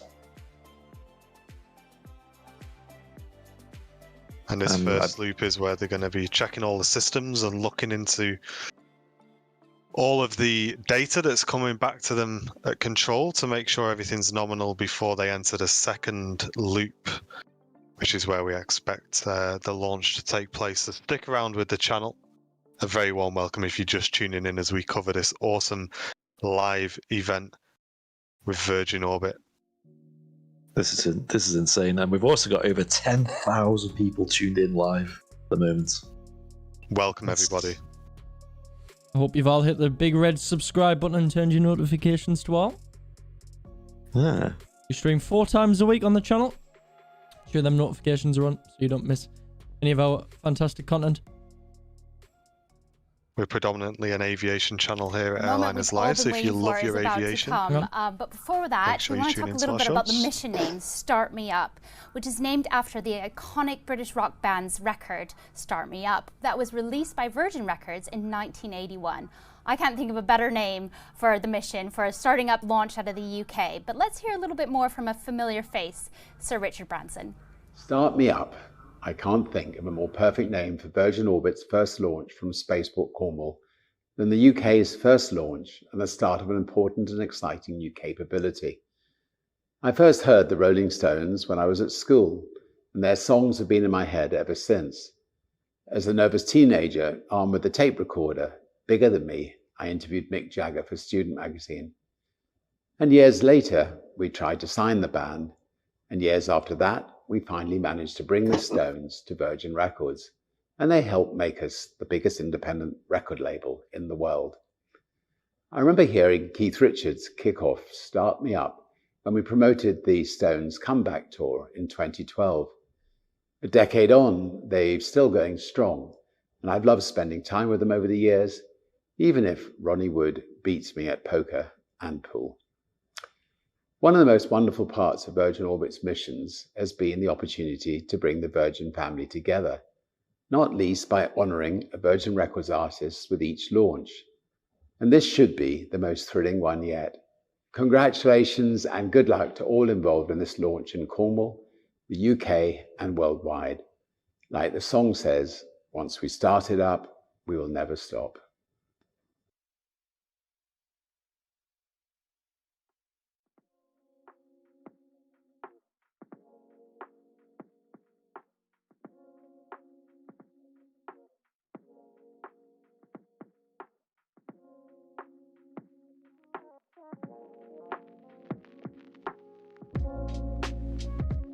The aircraft's almost completed an entire lap of the track, so to speak.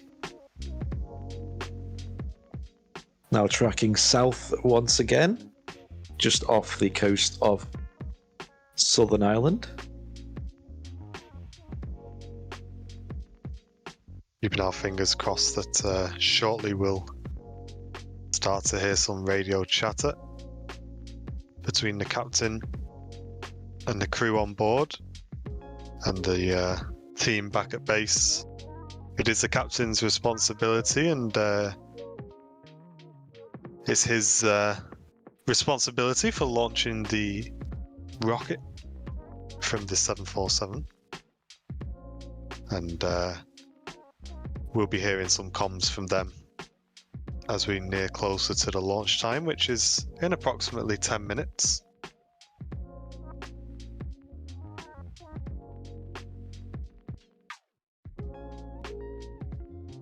Yeah, the time on screen is the time to drop ready. It's not actually going to be the time to launch. That'll be when they're ready, and then I'm sure there'll be a lot of other checks from a lot of different parties to ensure that the rocket can be launched. And here's an interesting camera view. Is this the rocket itself? That was cool. I'm sure we'll see more of that in time to come. Hey, fingers crossed.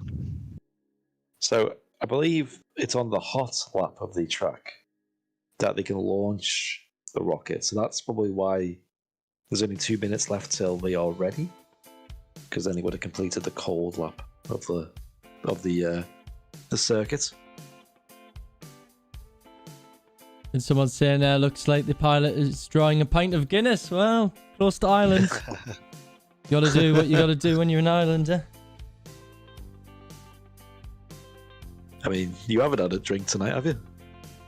Yeah, I've been on the juice. On the juice? One of them, so. Oh no, I don't earn as much money as you to be on Vimto. Aldi finest. Thank you very much for the support coming into the channel as well today, guys.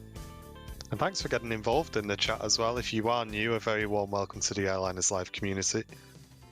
Myself, Martin, Andy and John are with you this evening, bringing you the commentary and our reaction to everything that's happening at Virgin Orbit, and of course letting the stars of the show talk as well when they come on with their interviews and the radio comms. Yeah, we do apologise if we do talk over the feeds. Like we don't get any cue if there's anyone going to speak, so we're just quickly trying to adjust the levels and stuff. So thanks for being patient with us guys on that front.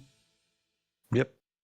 But stick around because the time to drop ready is less than 1 minute now. Which means that from that time, they'll be ready, and any moment they will launch the rocket.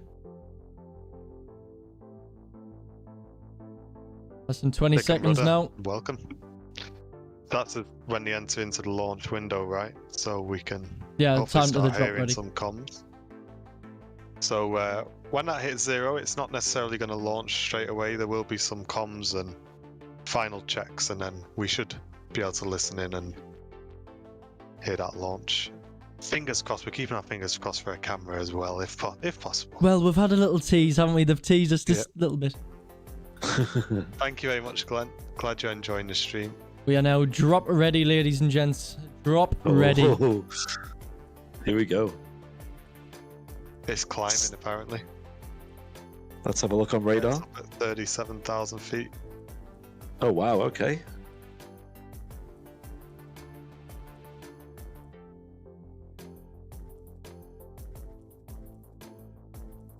Looks like it's dropped altitude as well quite a bit. Oh, it has? Yeah. Vertical speed was minus 19,000 feet. Got to do another lap and climb a bit before launch. Yeah, that's what I thought as well. Maybe it's just a little tracking bug there. Well, the altitude is definitely shifting around a bit. Welcome back. Just a quick update from the MCC. As you can see on the screen right now, we have made it through our cold pass, and we're now working through the hot pass. The counter on the left-hand side is a little bit of a misnomer because it's really drop ready time. And I also did want to mention, you probably saw a quick camera feed that we had where the screen looked black. That's actually nominal because that was a live camera feed from the camera that's actually on the rocket underneath the payload fairing. You can see now this is an aft camera view from the drop. So we have, it looks to be a successful ignition of the stage 1 engine as we make our way to space.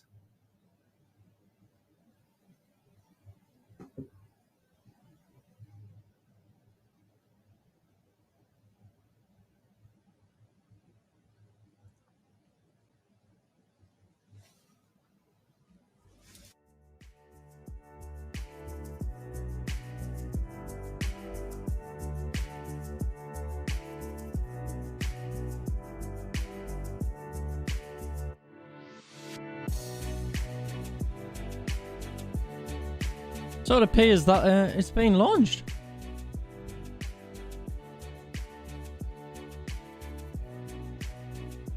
Yeah, we got a live feed there of Launcher 1, the first successful launch from the UK in Cornwall. Let's get some 10 out of 10s in the chat, ladies and gentlemen. Wow, and you can see there on the left, we're getting live comms back of the rocket. Just passing through 5,000 miles per hour at the moment. Like I had An said altitude before, of a lot happens 200,000 very feet quickly already. after drop. You can see here that we're actually getting towards the end of our stage 1 burn. Everything is nominal so far. We've had our pitch up on the bottom, on the burn timer Stage there 1 that you throttle can down, see Commander. on the graphical user interface if you do have that one up. We have made it through Max Q Alpha, which is one of the most stressful physical moments for the rocket, very comfortably through Max Q. And then also through our maximum heat, aerodynamic heat heating. We have made it through MECO, our main engine cutoff. That is our Newton 3 engine shutdown, is reported as nominal.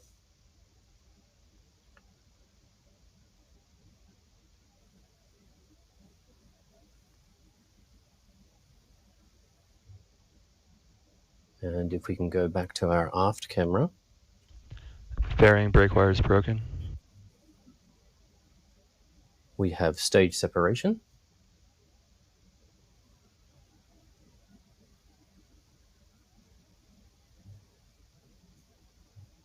You may see dropouts in the data during the flight here. That is expected as we're switching between the different ground stations that are picking up the signal from the rocket.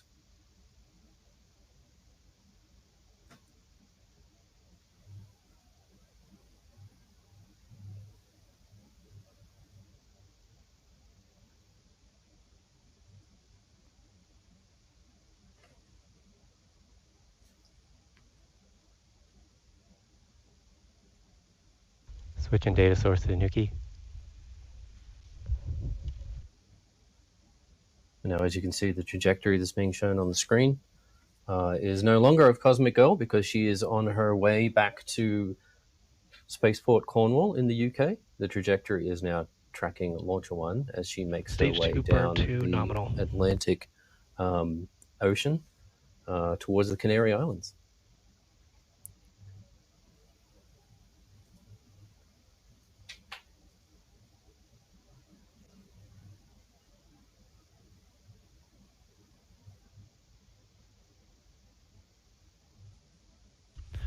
Stage 2 trajectory nominal.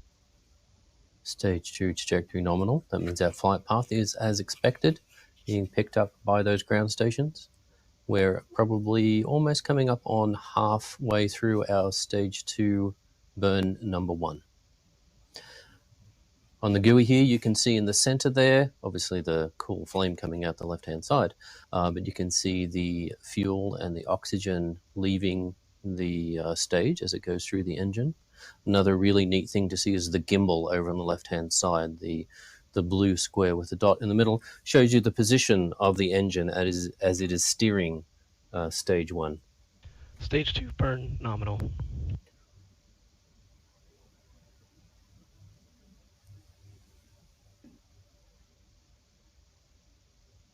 Altitude now is looking at around about 600,000 feet.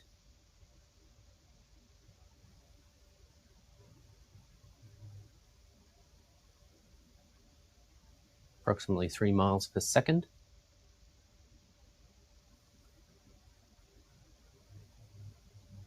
Bus voltages for the batteries are nominal. You may have noticed that we had a lower voltage while we were in captive Switching carry, data source to and Madrid. that's because the power was being provided by Cosmic Girl at that point before we switched over to the rocket's internal batteries.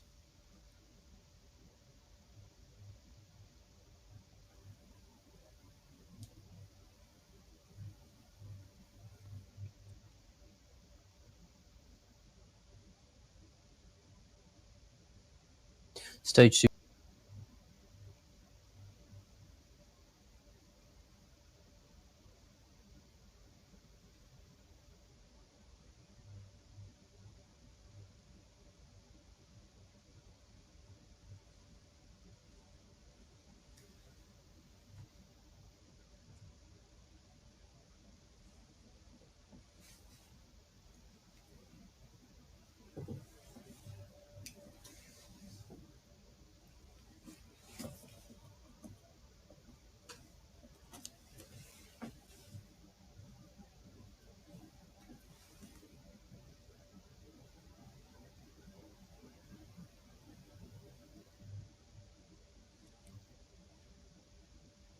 As I said earlier, there are points of the flight where we don't have the telemetry coming from the rocket because we are out of view of the ground stations.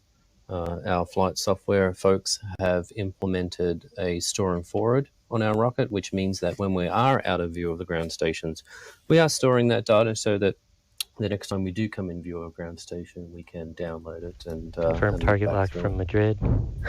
Data source switch to Madrid. Our Madrid ground station has locked on to our rocket and is streaming the data now.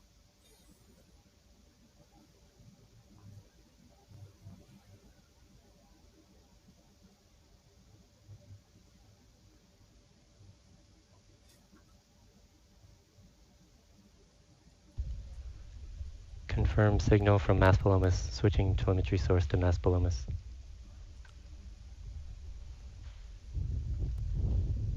Initiated.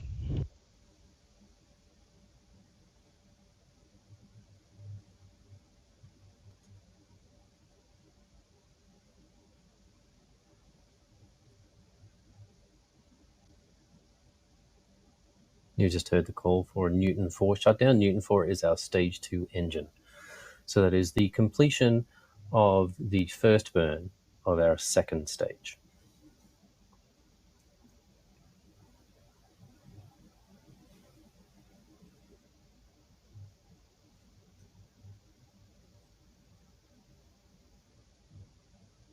You can see along the bottom of the screen right now, our flight timeline has been updated to show the Cosmic Girl is returning, obviously, and then Launcher 1, which takes up the majority of the flight timeline there, is at our S2 cutoff, or our second stage engine cutoff.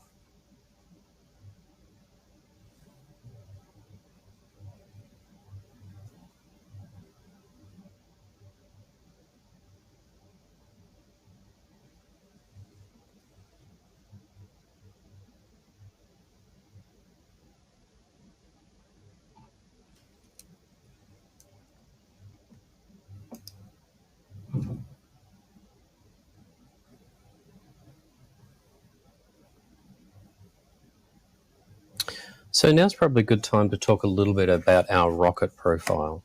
Like I said, once we get to drop, a lot of stuff happens very, very quickly.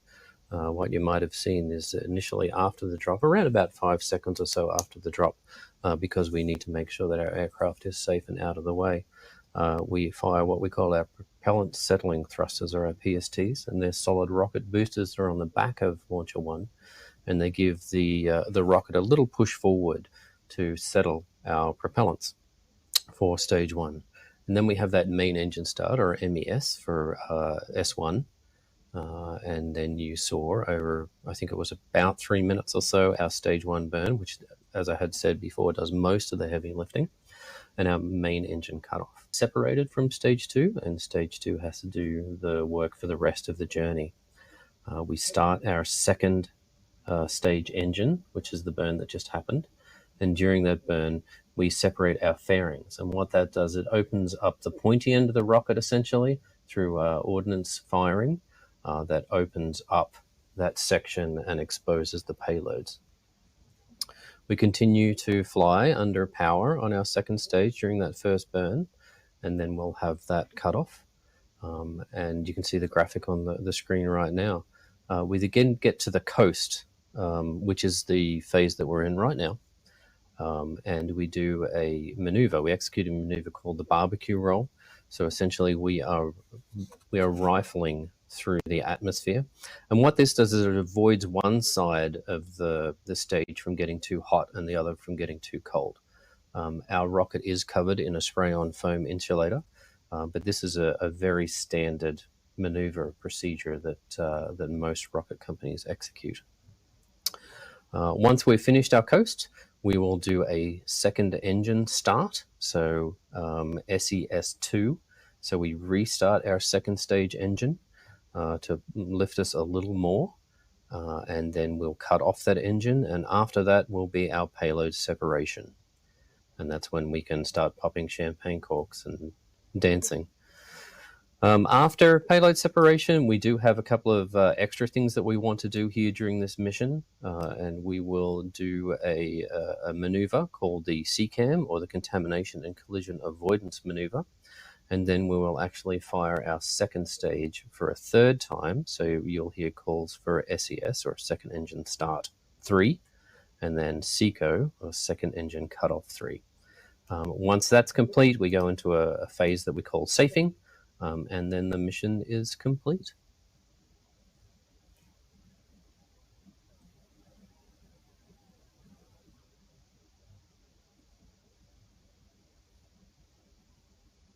A lot going on in this stage of the launch, guys, and I'm sure they'll iron out things like the comms and things like that. Don't forget, ladies and gents, this is the very first launch from the UK. I'm sure we'll be bringing you many more, and there'll be plenty more potentially being added to the feed as well. Just great that they've streamed it for us on YouTube, and let us here at Airliners Live be able to share this experience with you guys. Right now from our Yeah, I hope you've been control center enjoying the over coverage in and our Cornwall, the thoughts. Yeah, this is the UK Command Centre, and see a lot of coffee there. Yeah. Definitely needed. Plenty of people waiting anxiously to get to the final stage of the launch. As they've said, they'll launch the second stage of the rocket 3 times, which is awesome. And then they'll safe the rocket to complete the mission as well. And we Take will a be moment waiting to for Cosmic say Girl how to much we return appreciate back the folks that came to out to Cornwall Cornwall this as evening well. to watch our launch. It is a historic day, obviously, for the United Kingdom, but for Eastern Europe as well. And we very much appreciate you all being here today, including those folks that have joined us on the live stream through YouTube. Thank you for being here and being part of this journey with us. And Cosmic Girl is on the way back home to Newquay. Getting into the Celtic Sea now. Yeah, it's about maybe just under halfway back. Yeah, I would like to stick around for the arrival of Yeah, it'd be great to see it land, wouldn't it? Mm. Really kind of round up the stream. But again, a massive thank you to everyone who's been with us this evening. A very warm welcome to the community. If you are new, it's great to have you. Yep. And we look forward to bringing you many more of these as well. This is the first for us here on Airliners Live. We've always been very much excited about the potential of space content, rocket content here on the channel. And it's our first toe in the water for us here, but we've got plenty of ideas. Plenty of ideas. Yeah, the rocket has departed, ladies and gents, yeah. Mm-hmm.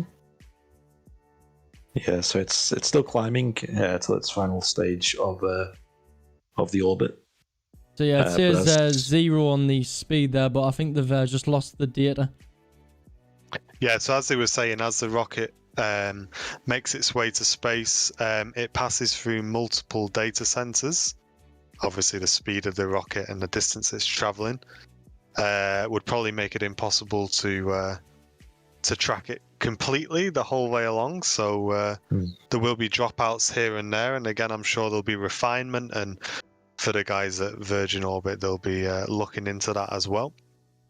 You can see it's about to pass over the island of Madeira, and it looks like it's on track to pass over the Canary Islands as well. Is it off the Lanza? Really put a shift in, hasn't it? Yeah. I know our Ryanair was quick getting home, but this quicker. This is a little bit quicker. Well, this actually is. It's going 0 mile an hour according to the graph. Certainly looks faster than a 737. But a final reminder for you guys in the chat, if you do love your aviation content, then please stick around with Airliners Live. We'll next be live on Wednesday at 10 AM from Manchester Airport, bringing you all of the aviation action. And we also, potentially on Wednesday evening, will have our Vancouver, Canada show as well. So Wednesday is going to be a great day for aviation here on the channel. There's plenty of 4K content to enjoy as well in the meantime. But for now, we're going to stick with Virgin Orbit as we see out the conclusion of tonight's launch. A massive thank you to the guys at Virgin Orbit for including Airliners Live and allowing us to bring this to our fantastic community. A very proud moment for the channel, and we look forward to bringing you many more of these in the future. Oh, the speed is just updated. That's a big number.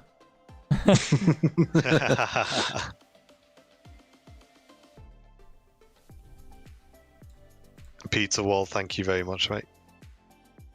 What was that going, like 1,000,000 miles an hour there? That was crazy. Yeah. Certainly looks like it.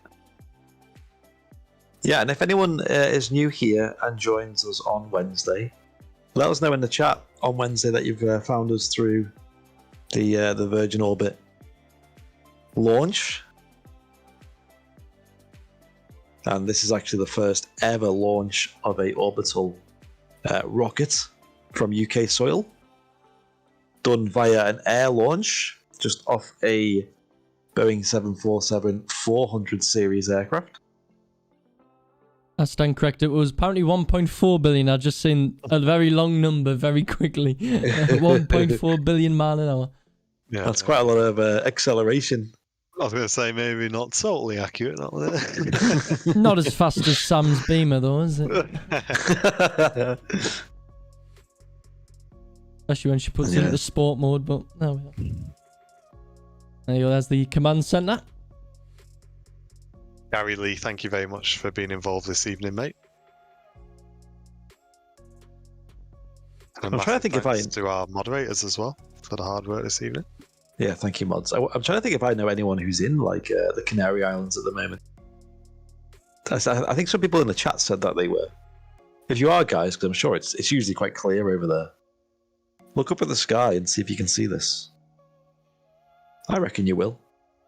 And oh, hello in the chat saying, I'm new to the channel. Welcome, dude. And did you say you were streaming from Vancouver this week? Yes, we have a weekly show from Vancouver, Canada Airport with our resident host, Mr. Henry Temby. That's usually live every Thursday, but due to weather, we're planning that in for Wednesday this week, potentially. And Simon saying, great job, guys, with the coverage. Great to see 12k viewers at the peak. Thanks for showing this tonight. Yeah, it's absolutely awesome, Simon. We're really excited to be involved in a small way. And we really just wanted to experience this with the community. That was the main sort of idea behind requesting the feed from Virgin Orbit. Yeah, we didn't think it would get over, what was that peak? Got 12,500. 12,717. Wow. Oh, make that 12,769. There you go. Crazy. I think before tonight, I think the peak was Storm Francis, was it, last year? And that was about 7,000 maybe at the peak. Yeah. So we've almost doubled that. Sarah Bell in the chat just saying, just clicked on to watch the launch live. So glad that I stumbled onto this channel and will definitely be streaming again. Thank you and welcome to the community, Sarah. If you are new and you enjoy our commentary and our content, make sure you hit subscribe before you leave us today, guys, so you don't lose the channel or forget the name of the channel. And as I said, we're going to be live again on Wednesday at 10 a.m. for our Manchester show, so we really hope to see plenty of you guys there. But that's not the end of today's feed. We're keeping an eye on everything that's going on here, and it's been an awesome launch so far. And what a better way to launch space here in the UK for us, with it being an aviation channel. We love all things aviation and we love all things space as well, and tonight's really married the two together and shown what the two are capable of. Yeah.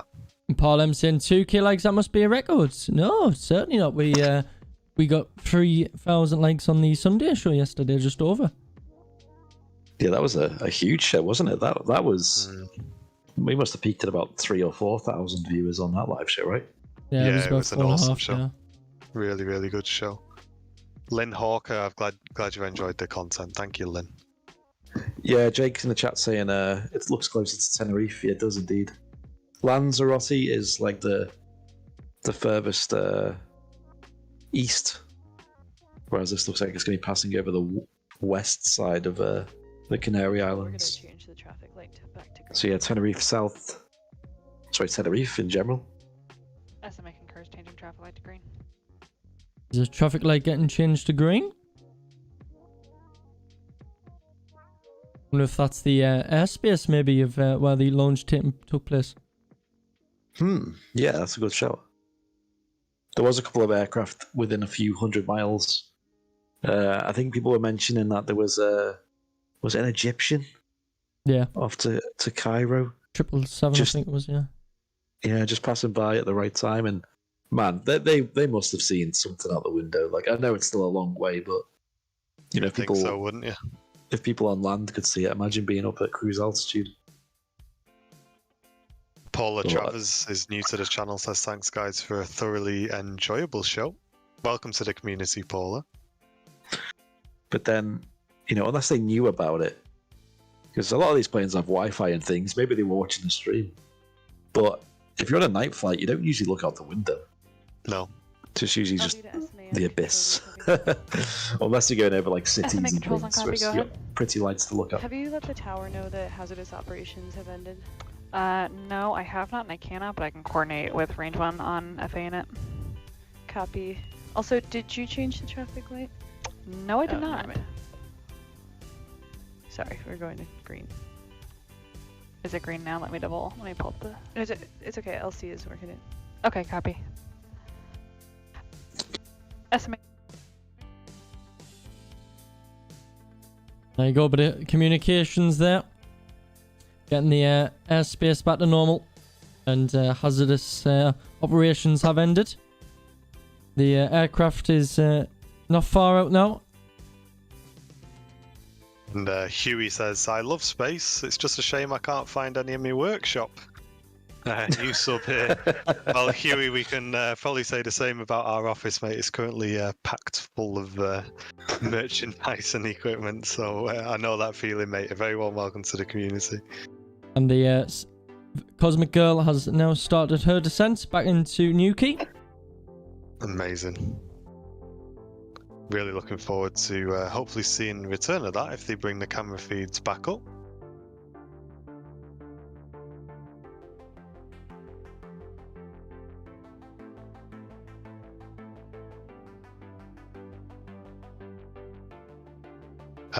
Guy Newsom, thank you very much for your support, mate.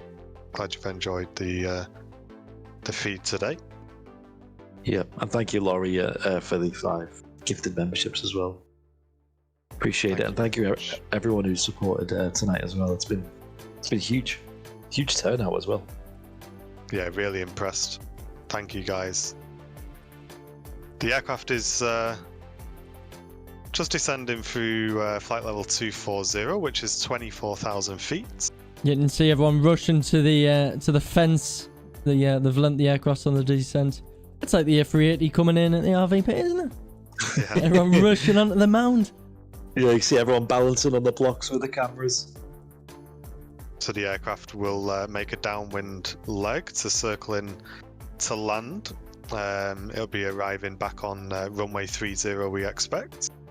And Mark saying, new to the channel. What else do you guys do on the channel? Well, we stream live aviation 3 times a week.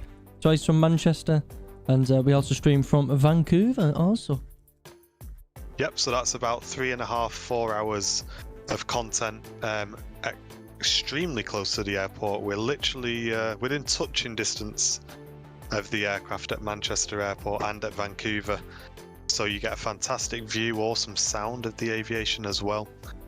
And we just bring all of the aviation action, a great variety of aircraft, and of course the community chat and our commentary as well, all in glorious 4K. So we'd welcome you and invite you to get involved in our coverage. And Johnny just saying, great coverage, guys. Love aviation. Glad I found you. Well, welcome, Johnny. Great to have you with us. Yeah, if you are new, feel free to let us know in the chat. Hey, I'm cheers, always curious Flemos, for who's, the kind words. Yeah, cheers, Owen. Appreciate it. The 10k legends joining the broadcast tonight. Shimmy pulled out a Lanzarote, like, but never mind. I felt like I didn't feel like there'd be this many people watching tonight. I'd seen as the show was beginning, we had like a few hundred people waiting, which I thought was a lot, considering it's just, you know, completely off schedule, late at night, and then, you know, we kind of started, and before we knew, we had thousands, and then obviously we peaked at about 12.5. Yeah, I definitely didn't expect viewer numbers like this. And Muzzy Musgrove saying, I'm new here, glad I joined. Well, we're glad to have you on board, Muzzy. Thank you very much.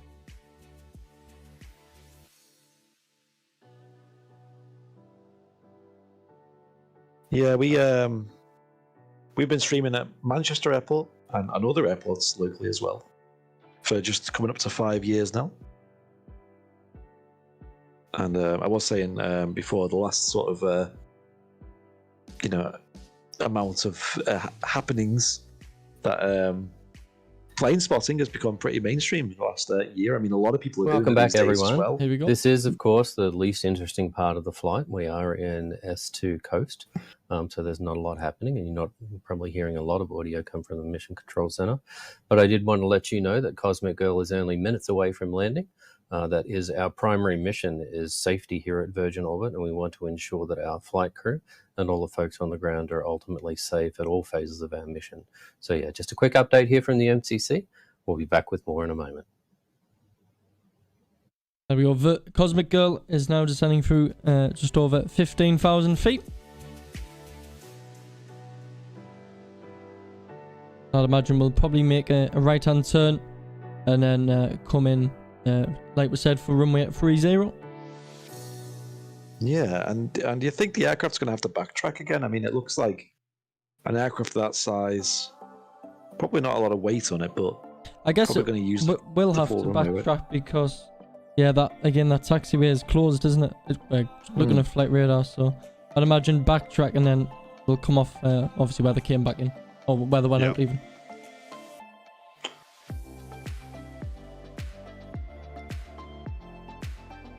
And there it goes, making the right-hand turn as it descends through 14,500 feet off the west coast. Looks And like that'll be they'll- flying a downwind leg, which is the opposite direction to which it took off in. And then it'll make a left turn onto what's called the base leg. And then a final left turn to line up on the final fix for the arrival on runway 30. And as John said, the aircraft should be nice and light, so should have no issues with the short runway at Cornwall. Yeah, four massive reverses, I don't think will be an issue. It's about 9,000 feet, the runway length at Newquay, which is 2,740 meters or so.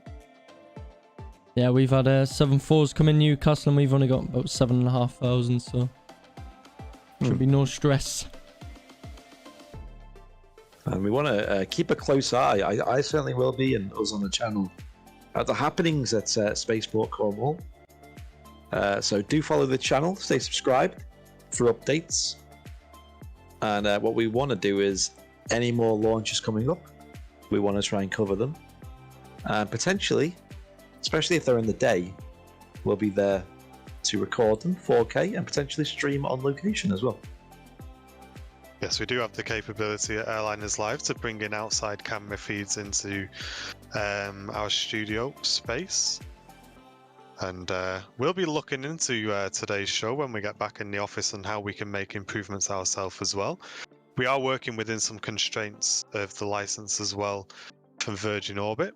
But again, that's all open for discussion, I assume, and potentially we can add some more elements in where we see fit as well to hopefully improve our coverage for you guys. And as we said already, this is the first of many, we hope, and we really do look forward to bringing you more of these in the future, because this is a keen interest of ours outside of the aviation content on the channel. And definitely asking, why will you be streaming Wednesday? Well, we stream live civil aviation and maybe a little bit of military here and there. So yeah, that is what Airliners Live is, and it's what it's all about. We stream 3 times a week. Get yourself involved. Yeah, myself and Andy have been fortunate to be full-time on Airliners Live for just over a year now. And we've been bringing live aviation content every week to our community for coming up on 5 years. Yeah, Richard saying a picture-in-picture of you guys would be good. Well, that's the logic we have. We might set up some cameras in the studio. You guys may have seen the studio space that we have in the office. And kind of have like a HQ Airliners Live and essentially an on-site cam as well. And yeah, there's loads of possibilities. And with future plans to open new spaceports across the UK, one very close to us in Snowdonia, I think this is an exciting new era for Airliners Live. Really is. It's something I've personally wanted to get involved with for a while. So I'm super stoked, and again, just a massive thanks to Virgin Orbit for just taking the time for Airliners Live as well. Obviously, I can imagine how busy they were with media requests and things like that.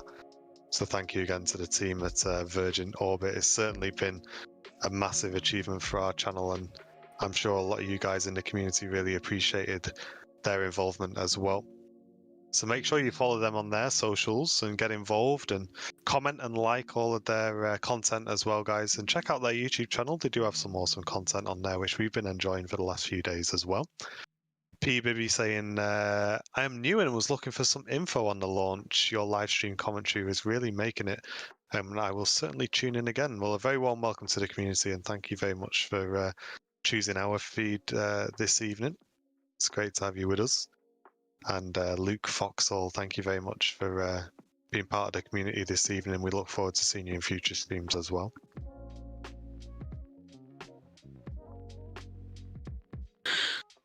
Yeah, I think we'll start wrapping it up after the arrival of the 7-4, which is now only at 5,000 feet. And looks like it's entering the approach into Newquay Cornwall Airport. Yeah, I'd imagine they're going to get sort of a left-hand turn, then another left to final. Just judging by the trajectory.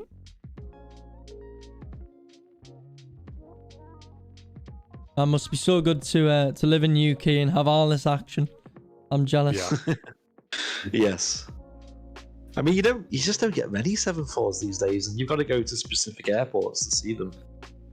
Even Heathrow, you'd be lucky to see one these days. Of course, we've been a few times to East Midlands Airport. You get quite a couple of freighters. One that's quite tickled my fancy is Prestwick, because you get a lot of military there. C-17s and A400s.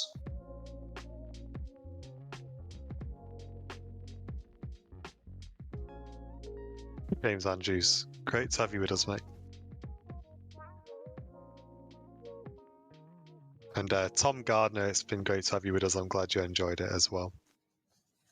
Here we go. Welcome back, everyone. It appears that Launcher 1 has suffered an anomaly, which will prevent us from making orbit for this mission. We are looking at the information and data that we have gotten, and we'll be back with you in a moment with more. Oh, that's a bit of a shame. We've suffered a technical issue, and the launcher might not make orbit. Okay, well, we'll keep our eye on that. Not good news there coming in from Virgin Orbit. We'll listen in. Let's hope it's something that they can resolve remotely. Yeah.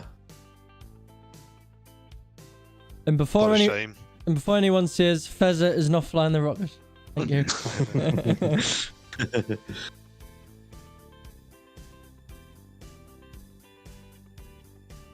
But as with any rocket launch, there is a an inherent risk, of course, and I'm sure the team will have gathered a huge amount of really valuable data from today's launch.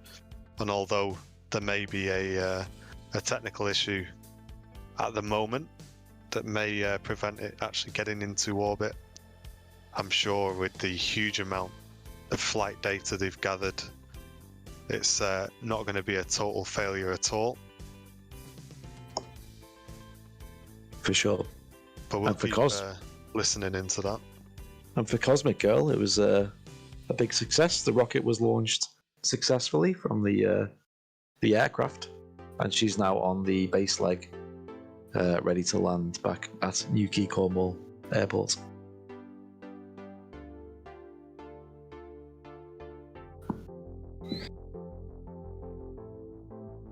Thank you very much, Danielle Dillon, thank you very much.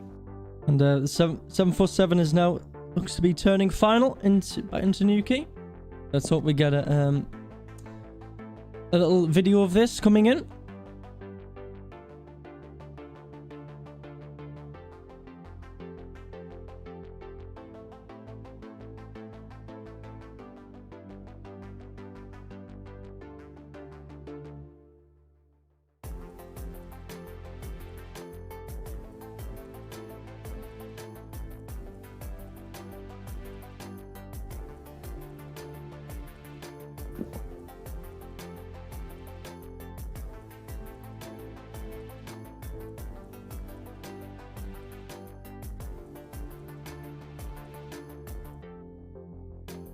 Live Life saying, great channel, thank you very much for your kind words. Glad you're enjoying the show. Yeah, a lot of positivity in the chat as well. We really appreciate it. I appreciate you guys just being here. Of course, if you want to support the channel and everything we do, you can just hit the like button. That really helps us out a lot. Or if you want to support us with a little tip, you can send in a super chat by hitting the dollar symbol, then clicking super chat. Or if you're not a member yet of Airliners Live, you can join.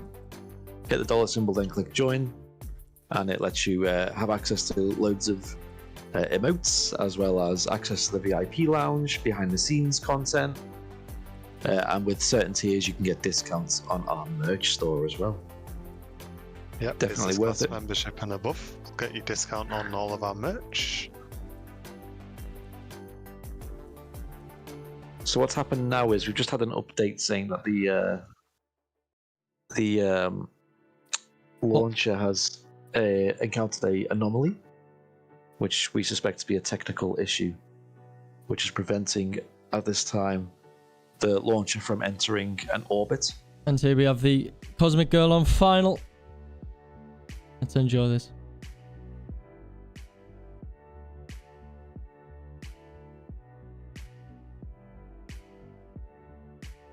I'm glad we can catch this, though.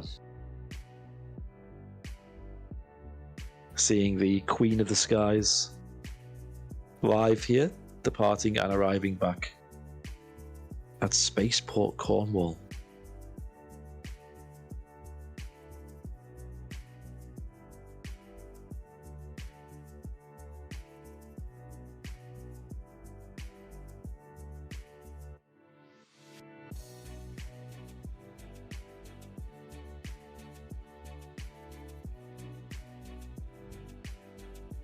Thank you very much for the support coming in, guys. Really appreciate that. And we can see on our screens here the landing lights of the 747 as it makes its arrival back into Newquay.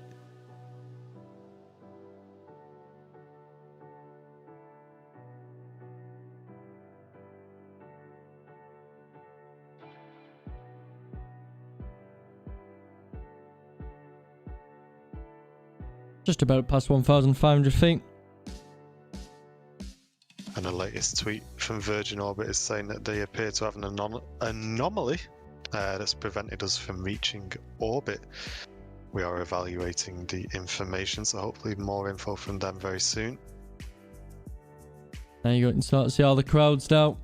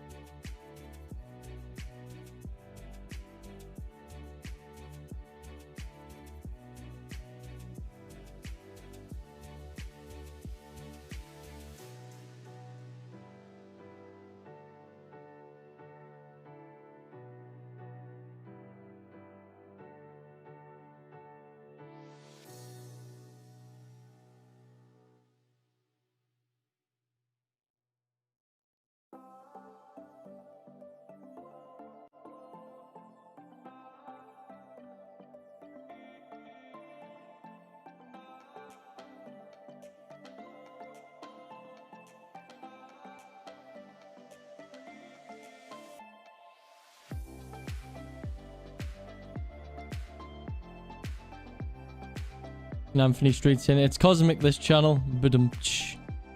Love it. Jim, I haven't got the sound effect. Cheers, man.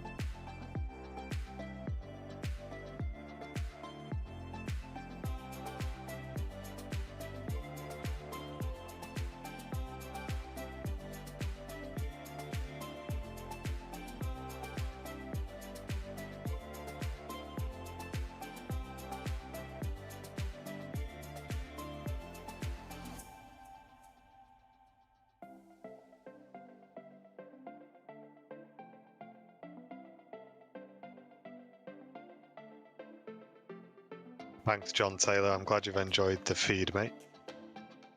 Look forward to seeing you again.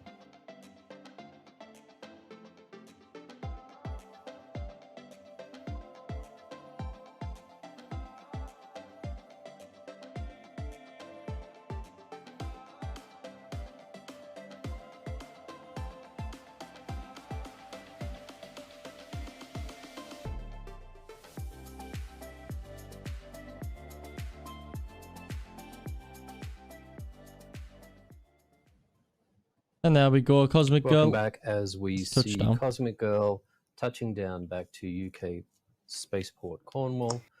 She did a magnificent job today and was fully successful in her portion of the mission. As I had said earlier, Virgin Orbit's #1 priority is the safety of our flight crew and the folks on the ground as well. So we can see that she has come home safely.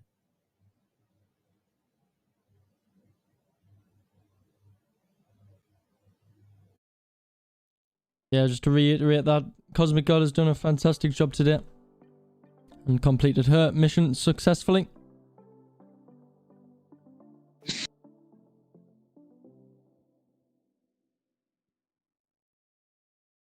So I'd imagine she'll backtrack runway 12 and taxi down, and we'll park up, and I'm sure there'll be a round of applause.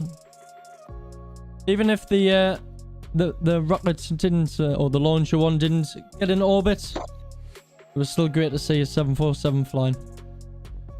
It was, and it was. It still marks the UK's first orbital launch, which is a huge success for the UK, and it really does set the path for plenty of great things in the future. And we'll be keeping a very close eye on this, and bringing you more content.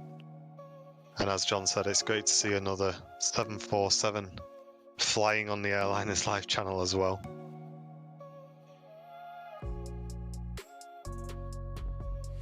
Yeah, very proud moment for UK aviation.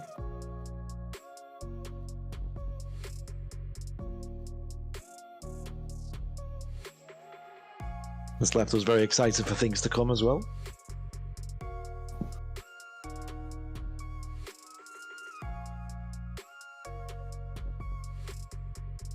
We're not totally sure yet, Jake. We're just waiting to listen in. All they said so far is that there was an anomaly, and they're trying to assess the data, but unfortunately it wasn't able to achieve orbit. So, Right. Yeah, you would assume at that point, Well, mission I don't know. lost. I had another update from Virgin Orbit on Twitter. Came in as the aircraft was landing. They had the update 10 minutes ago saying we appeared to have an anomaly that's prevented us from reaching orbits. We are evaluating the situation. And then another update came in and said, as we find out more, we're removing our previous tweets about reaching orbits. We'll share more info when we can. Okay. Oh, here we go. Good.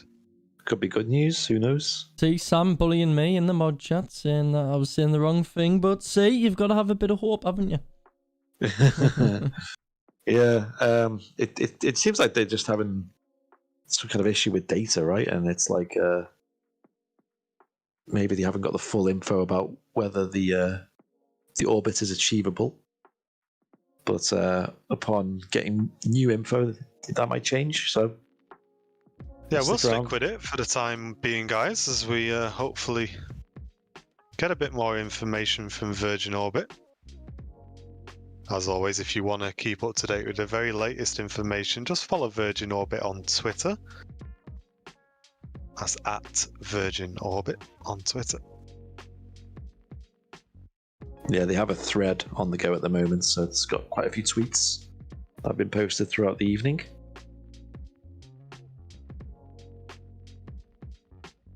There's Virgin Orbit, or should I say Cosmic Girl, taxiing back in.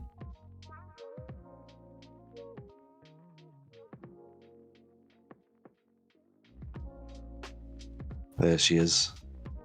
Done a great job tonight. Of course she did. She's a 747. Yeah. Looking forward to a daytime launch as well. Yeah. Yeah, I think the next daytime launch, we'll try and be there.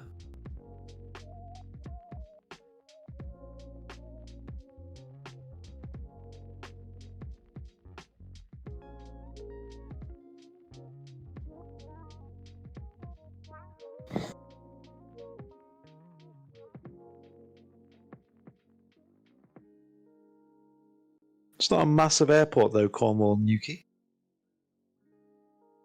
There's only 2 commercial airliners that fly regularly. That's Eastern Airways and Flybe, as well as Logan Air as well.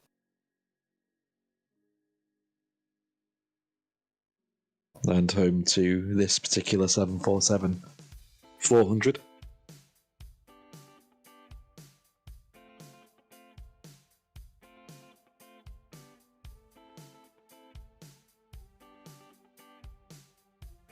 Yeah, there probably will be a few news outlets, guys, reporting, but they've probably just been reporting on the previous tweet, which they seem to have retracted about 4 minutes ago.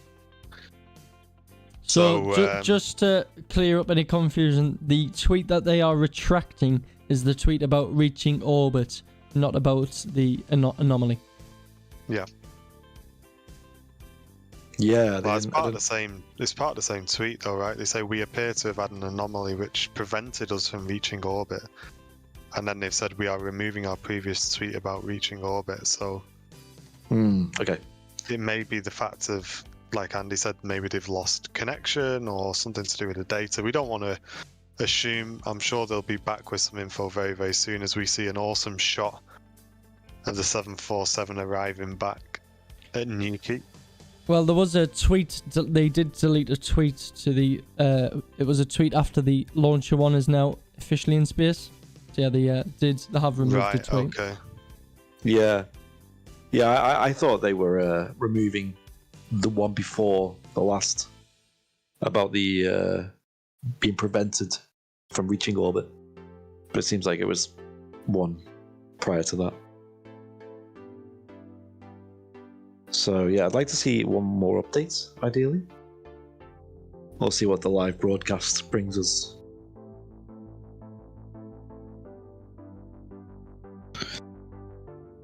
But yeah, it's a nice little config here with the 7.4 not needing to be pushed back to start, as it can spin around on the ground there and arrive on stand.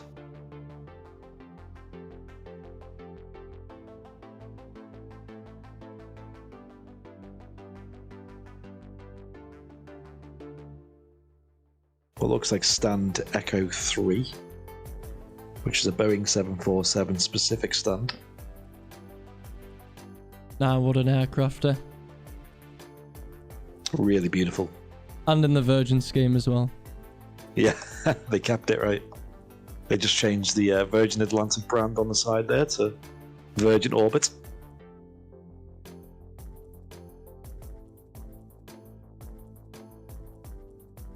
As the aircraft arrives back, it'll be shutting down its engines, and the ground crew will be assisting the crew on board to disembark the aircraft once all the systems have been shut down.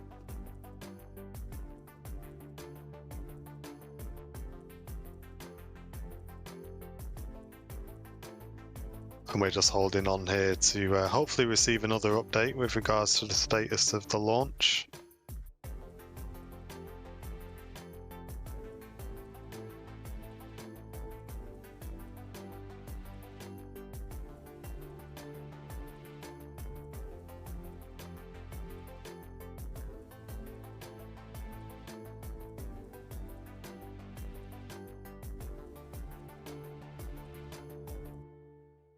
It's cool how the aircraft has been kept looking like a passenger aircraft. Obviously, they'll usually, often at the end of their lifespan in civil aviation, they'll usually be converted to a freighter, but this is something extraordinary, where it's been converted into, well, a spaceship transporter. And you can see the stairs making their way towards the nose of the aircraft.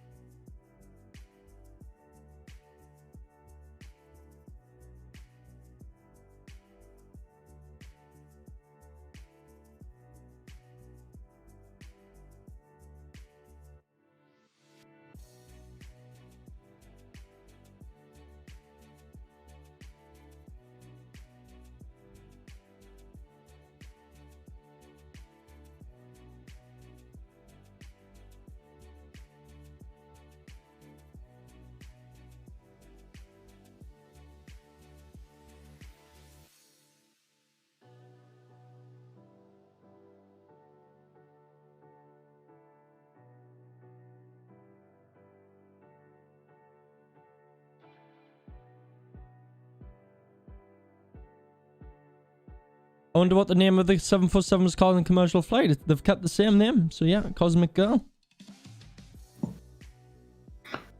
I wonder if they picked this 747 because it was called Cosmic Girl.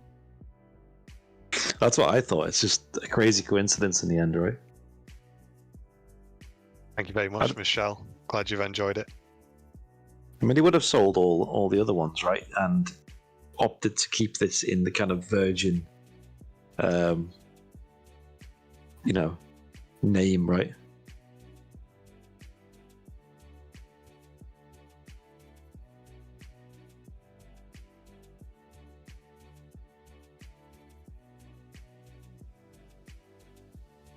But it's a nice touch. I wonder if our Manchester-based A330 Lady Stardust might end up with the same kind of fate. Yeah, that'd be a good one.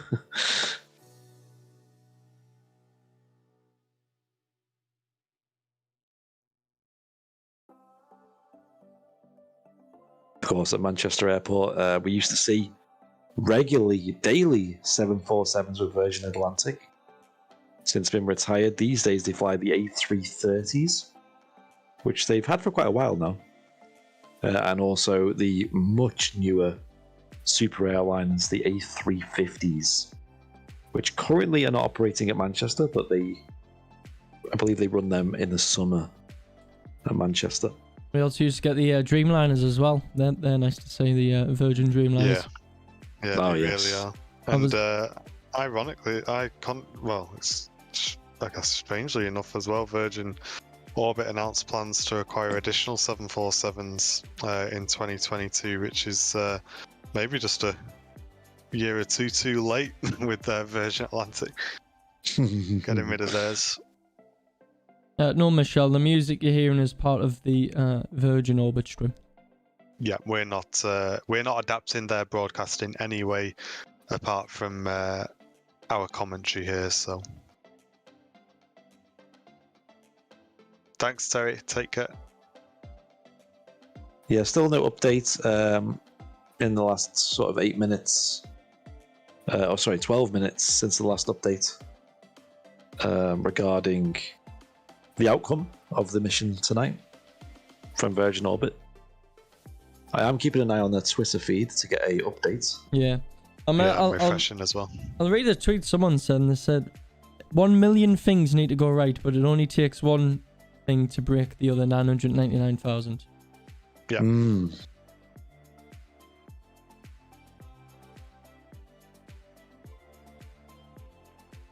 It's rocket science, isn't it? Quite literally. Good night, Mrs. Airliners Live. Just off to bed. Oh yeah, she stayed up late for this, has she?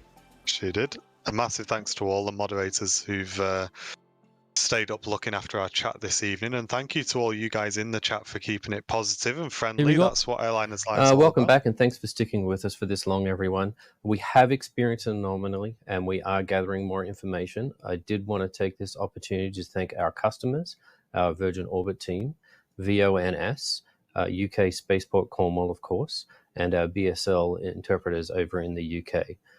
We're going to be ending our live stream at this point, but please be sure to check out our other channels, our social media channels, for more information as soon as it's available. There we go. There's the end of the show. Yeah, so I would recommend, guys, following them on Twitter. That is Virgin Orbit. Let's get more updates about the mission from tonight. But I guess we're going to sign off then, aren't we? That's it. That's going to wrap up the broadcast. Our very first broadcast on Airliners Live for space-related content. A huge, massive thank you to Virgin Orbit for working with Airliners Live to allow us to bring this to our community. We'll be doing very many more of these in the future. But as we mentioned, if you do love aviation, if you have enjoyed our commentary this evening, make sure you check out Airliners Live on Wednesday at 10 AM, where we'll be live from Manchester Airport for our midweek show in 4K. And if you can't make Wednesday, then we'll also be back live from Manchester on Sunday for the Super Sunday show, again at 10 AM. We'll also be bringing you a show from Vancouver, Canada, hopefully Wednesday evening, about 6 or 7 PM. Keep an eye on our socials for that, so just follow Airliners Live on Instagram, or check out our community tab here on YouTube as well. But we hope you enjoyed our first broadcast with Virgin Orbit, and we hope to see you on the next one. But for myself, Martin, Andy and John, thank you very much for being with us this evening, guys. Thank you very much, ladies and gents. Hey, huge shout out to John, by the way, who's obviously worked all day and then did the flight sim show after, and then straight away into this show. It's been a long day for you, hasn't it? Just a bit. It's been well worth it though. We're going to do some work behind the scenes on how we can improve this for you guys as well. As we always do on Airliners Live, we want the very best for our community. And this is just the beginning, guys. Watch this space. But from us here at Airliners Live, from all the mods, we hope you have a great rest of your week. And we'll see you on the shows in the coming day, guys. But for myself, Martin, Andy and John, thanks so much for tuning in. We've been Airliners Live. You've been awesome. And we'll see you on the next feed from Manchester Airport. Take care. Ta-ra for now. Thanks, guys.